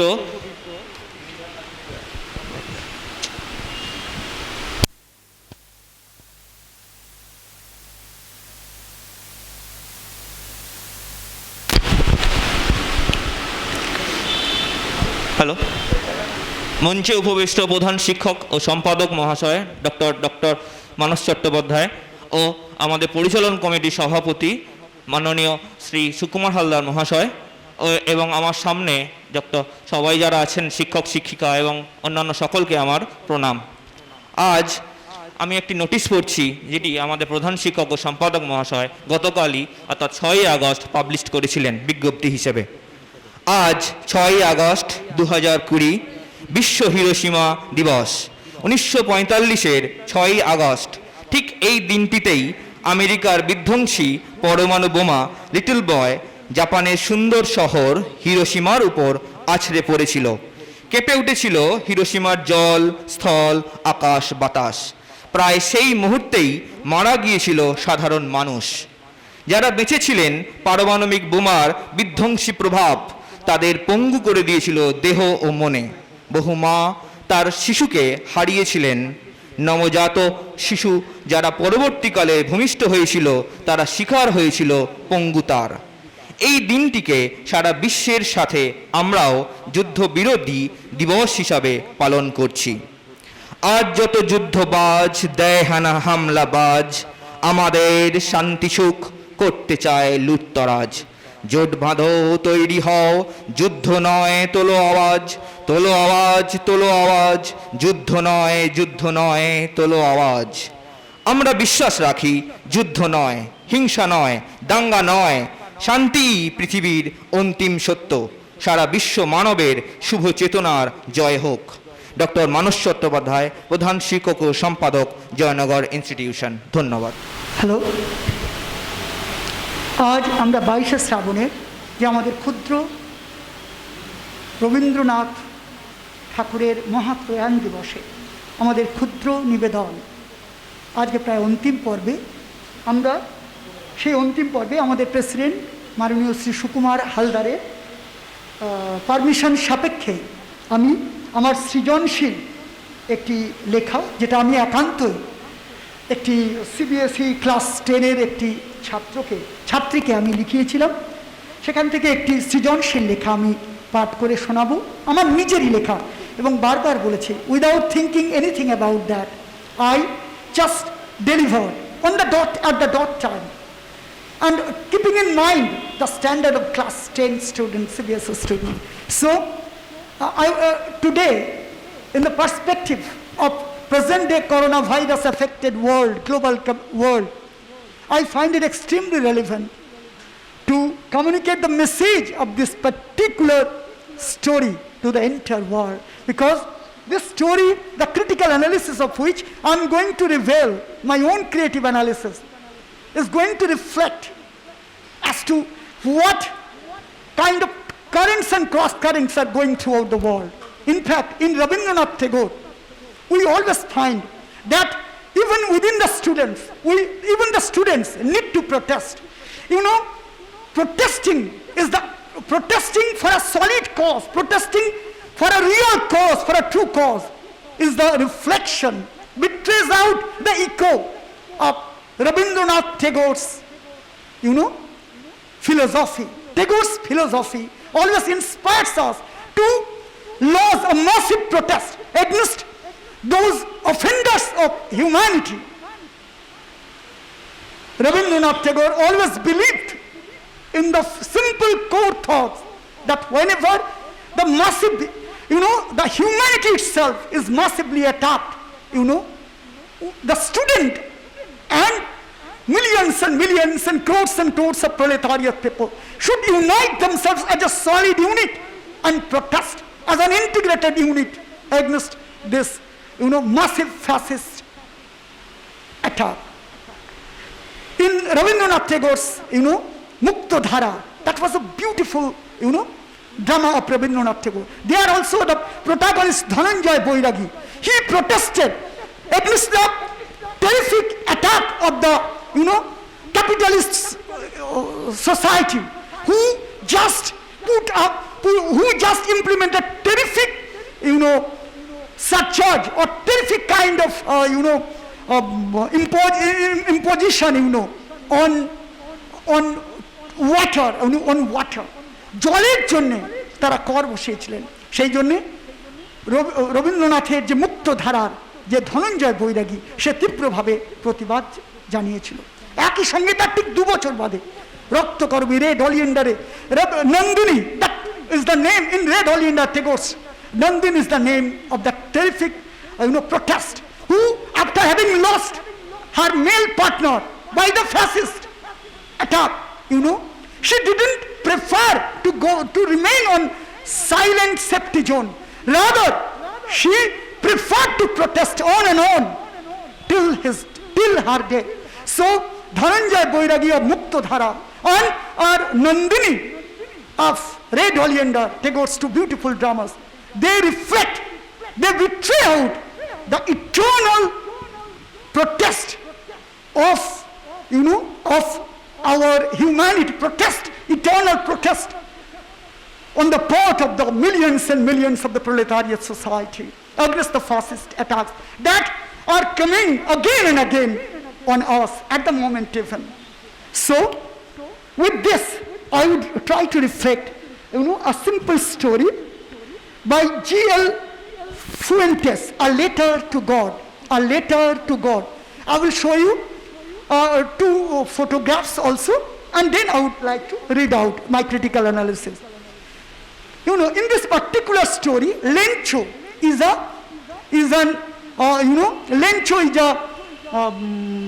what I would say, Latin American peasant, and he just, when he was terribly tormented by poverty, he wrote a letter to God, finding out no other alternative. He thought, the poor peasant Lencho, he thought that God is the only, God is the only person who would extend sympathy and support and economic support to him.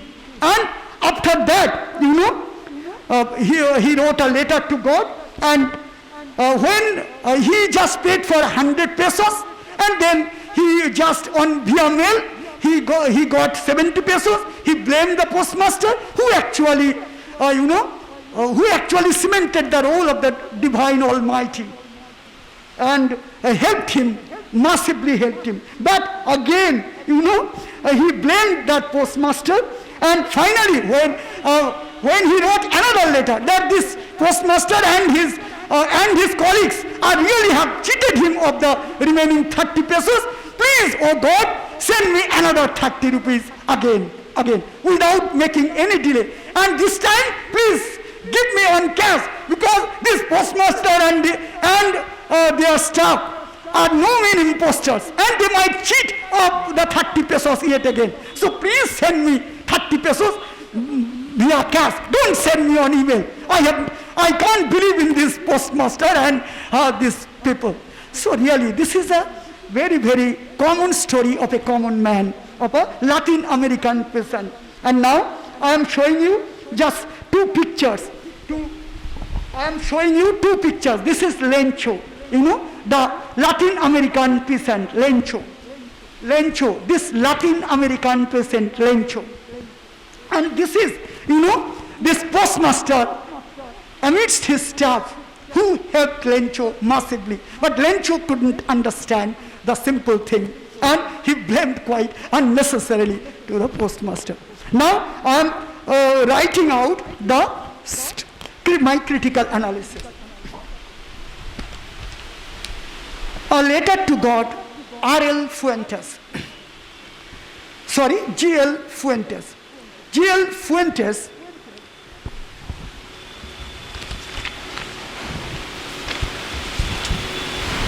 G.L. Fuentes, A Letter to God.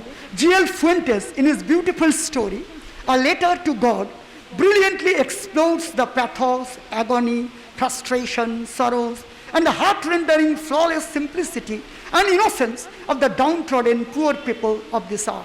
The people who, after having lost everything and without knowing the cause as to why they got deprived of their legitimate right in this beautiful world, only pray to the Almighty for justice, that often in this heartless, hectic, naked reality eludes them. But still, within this horrible debris of injustice, they do cling on to their inner faith that God must do justice to their heart's cry. And in the context of the story, it is found that Lencho, the terribly poor peasant, ultimately somehow does have the response from God, though from a different angle and from a different context and periphery. Lencho, the peasant and the owner of a house in the entire valley, sitting on the crest of a low hill, found himself in a terrible situation when he saw that his ripe corn in the field was totally destroyed with the hailstorms, to a degree that even the locusts couldn't have damaged.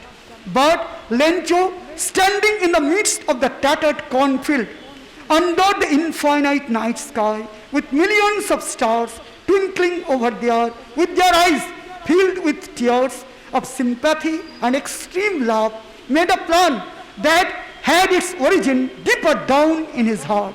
The plan that he will definitely send a letter to God to help him with 100 pesos that he badly needs to maintain his family in the year to follow and to harvest the land in the next year. So with this plan, he went to the post office of the nearby town with the letter in an envelope and posted it, affixing a stamp on it. The postmaster, through another postman, happened to have a glimpse over it and went through the contents of the letter, and after taking the sheer irony of it, could penetrate deep into the simple, terrible faith of Lencho in the Almighty, and wanted to make sure that the simple and massive faith of this innocent man in Almighty must be honored, and the integral faith and trust of man in the divine scheme of Almighty must be kept intact, so that no creature in this world does lose faith in God, a spectacle that may invite infinite darkness to this beautiful world. So the postmaster, with his wholehearted attempt and effort, collected as many as 70 pesos with the help of his well-wishers and acquaintances, and sent it to Lencho through counter mail.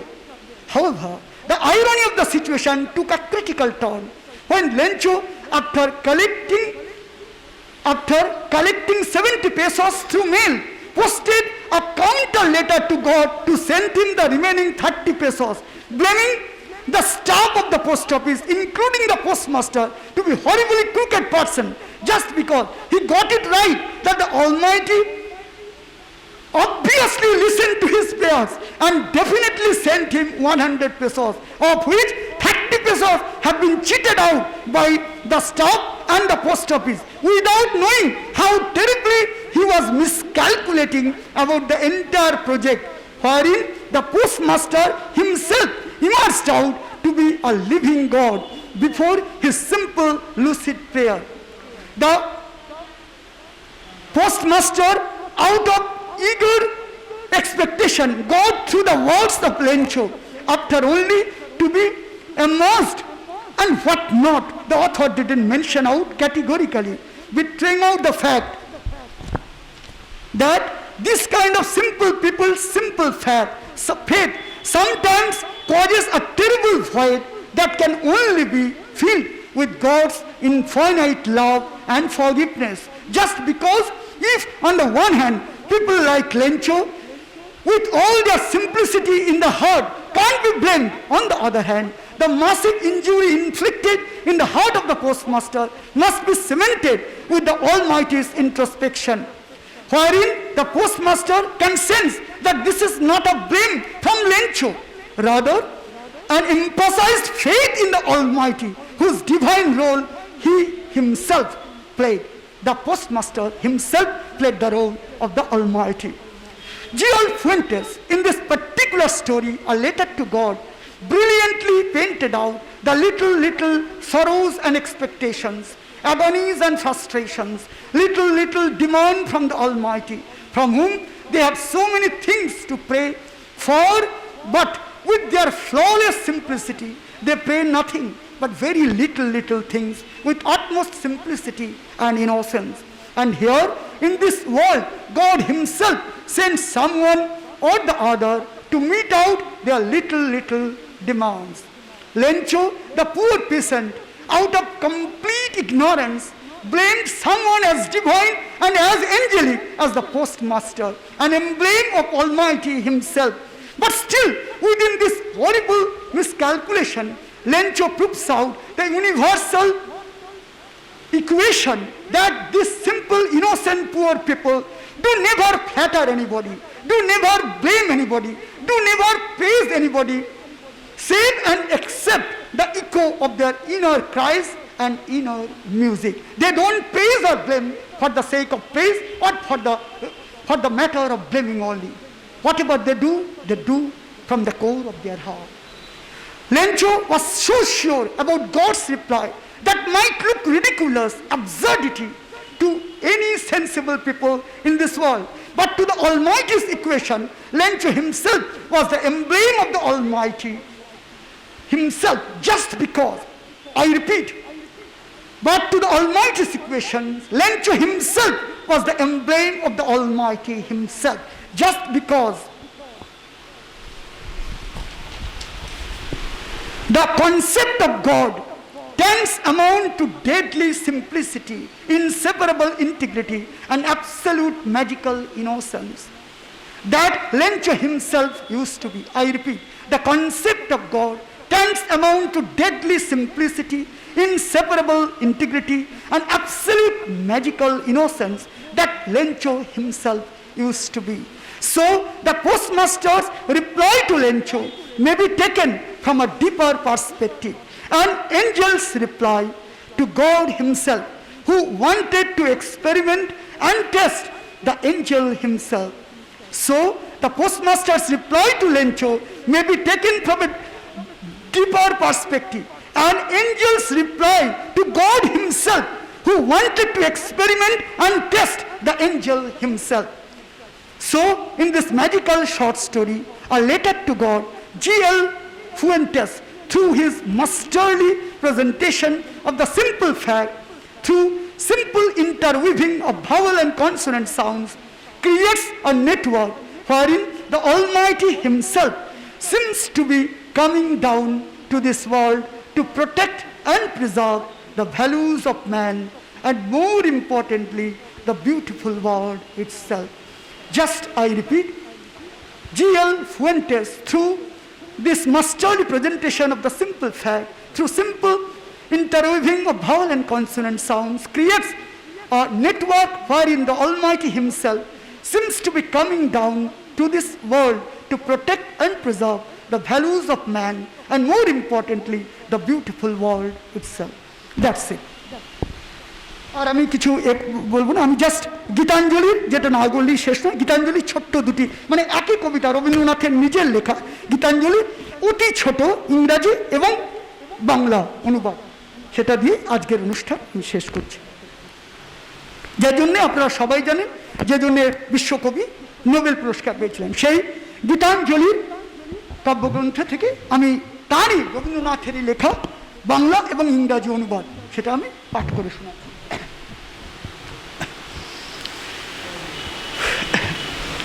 তোমার কাছে চাইনি কিছু, জানাইনি মোর নাম, তুমি যখন বিদায় নিলে নীরব রহিলাম। বসেছিলেন কুয়ার ধারে নিমের ছায়া তলে, কলস নিয়ে সবাই তখন পাড়ায় গেছে চলে। আমায় তারা ডেকে গেল, আয়ে গো বেলা যায়, কোন আলসে রইনু বসে কিসের ভাবনায়। তোমার কাছে চাইনি কিছু, জানাইনি মোর নাম, তুমি যখন বিদায় নিলে নীরব রহিলাম।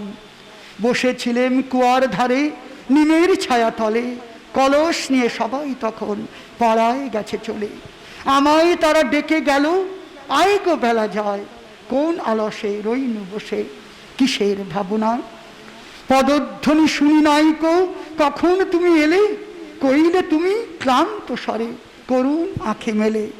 তৃষ্ণা কাতর পান্থ আমি শুনেই চমকে উঠে, জলের ধারা দিলেম ঢেলে তোমার করপুটে। পদধ্বনি শুনি নাইকো, কখন তুমি এলে, কইলে তুমি ক্লান্ত স্বরে করুণ আঁখে মেলে। তৃষ্ণা কাতর পান্থ আমি শুনেই চমকে উঠে, জলের ধারা দিলাম ঢেলে তোমার করপুটে। ঠিক এই কবিতাটি ইংরেজি অনুবাদ পাঠ করে আজকে শেষ করছি। রবীন্দ্রনাথের নিজের অনুবাদ, যার জন্য তিনি নোবেল পুরস্কারে সম্মানিত হয়েছিলেন। I asked nothing from thee, I uttered not my name to thine ear. When thou tookst thy leave, I stood silent. I was alone by the well, where the shadow of the tree fell aslant, and the women had gone home with their brown earthen pitchers full to the brim. They called me and shouted, "Come with us, the morning is wearing on to noon." They called me and shouted, "Come with us, the morning is wearing on to noon." But I languidly lingered a while, lost in the midst of vague musings. But I languidly lingered a while, lost in the midst of vague musings. I heard not thy steps as thou camest. Thine eyes were sad when they fell on me. Thy voice was tired as thou speakest low. Thine eyes were sad when thou fell on me. Thy voice was tired as thou spokest low. Ah, I am a thirsty traveler. I started out from my daydreams and poured water from my jar on thy joined palms. Ah, I am a thirsty traveler. I started out from my daydreams and poured water from my jar on thy joined palms. Thank you. শুধু যাওয়া, শুধু আসা, শুধু স্রোতে ভাষা। রবীন্দ্রনাথের এই মহাপ্রয়াণ দিবসে অনুষ্ঠান আজকেই আমি শেষ করব। শুধু কৃতজ্ঞতা জ্ঞাপন আমাকে করতেই হয়। প্রথমেই আমি কৃতজ্ঞতা জানাচ্ছি। আপনার নামটা কি একটু বলবেন? আপনার নাম? সুশান্ত। প্রথমেই আমি কৃতজ্ঞতা জ্ঞাপন করছি আমাদের পরিচালন সমিতির সভাপতি মাননীয় শ্রী সুকুমার হালদার, মাননীয় শ্রী বাসুদেব নস্কর, আমাদের একাডেমিক কাউন্সিলের সদস্য মাননীয় শ্রী রতন কুমার দাস, শ্রী মানস হালদার, আমাদের স্টাফ কাউন্সিলের সেক্রেটারি শ্রী তনুময় দেবনাথ, আমাদের টেকনিশিয়ান সুশান্ত, মাননীয় শ্রী সুশান্ত হালদার মহাশয় এবং চ্যাম্পিয়ন রঘুনাথ বৈদ্য, সবসময় সে চ্যাম্পিয়নের মতো কাজ করে। আর এখানে আমার যারা অন্যান্য যারা আমার অত্যন্ত আমার প্রবীণতম আমাদের শিক্ষাকর্মী মাননীয় শ্রী মধুসূদন রায়, আমাদের দীর্ঘদিনের সংগ্রামী সাথী রীতারানী সরকার মণ্ডল মহাশয়, প্রবীর প্রামাণিক, রঞ্জন হালদার, অজয় পাল, আমাদের পরিচালন সমিতির সদস্য বাসুদেব নস্কর মহাশয়, আমাদের অজয় পাল, আরও যারা আছে সুরজিৎ চক্রবর্তী, প্রবীর প্রামাণিক এবং আরও যারা এখনও বসে আছে, আমাদের শৈলেন্দ্র ছিলেন, শৈলেন্দ্রনাথ সর্দার, মেফতাহুল আলম মহাশয়, তাদেরকেও আমি ধন্যবাদ জানাই। এবং স্বদেশ মণ্ডল আমাদের আজকে পুরো অনুষ্ঠানটি সুন্দরভাবে সে অ্যাঙ্করিং করেছে, মাননীয় স্বদেশ ভাইকে আন্তরিক ধন্যবাদ। শচীন্দ্রনাথ দে মহাশয় সমস্ত কিছুর দায়িত্ব যার মাথায় থাকে, সবাইকে, আরও যারা এখনও বসে আছেন, একজন দুজন অভিভাবক অভিভাবিকা, তাদের সবাইকে, এবং জয়নগর মজিলপুরের সমস্ত শুভবুদ্ধি সম্পন্ন মানুষকে আমার অন্তরের এই মহাকবির মহাপ্রয়াণ দিবসে সকলের আমার অন্তরের হার্দিক শুভকামনা জ্ঞাপন করছি। সবাইকে আমার অন্তরের শ্রদ্ধার নিবেদন করছি। হে কবি, তোমার গানে, কবিতায়, তোমার সমস্ত চেতনায় তুমি আমাদের মধ্যে চিরকাল সৃষ্টির অন্তিম তরঙ্গ পর্যন্ত আমাদের মননে, চিন্তায়, চেতনে তুমি সমান প্রাসঙ্গিক থাকবে, এ বিশ্বাস আমাদের মনের গহন গভীরে। তোমার গানে শুধু নয় হে কবি, তোমার কবিতায় শুধু নয়, তোমার নাটক কোনো কিছুর মধ্যে নয়, সব কিছুর মধ্যে তোমার যে উন্নততর চেতনা, সেই চেতনার রঙে সমস্ত বিশ্ব ব্রহ্মাণ্ড প্লাবিত হয়েছে। তোমার চেতনা আমাদের বিদ্যায়তনের গণ্ডি পেরিয়ে, জয়নগর মজিলপুরের গণ্ডি পেরিয়ে সারা ভারতবর্ষ তথা সারা বিশ্ববাসীকে প্লাবিত করুক, অনুরণিত করুক। হে কবি, লাখ মোর প্রণাম, ধন্যবাদ। আমি আজকের অনুষ্ঠানে সমাপ্তি ঘোষণা করি। Thank you. ও মাননীয় মধুসূদন রায় আমাদের, আমি আবারও বলি, তা থেকে বেরিয়ে গেছে। সুনন্দন আমাদের ছাত্র এখনো বসে আছে। সবাইকে আমার অন্তরের কৃতজ্ঞতা জানাই, ধন্যবাদ।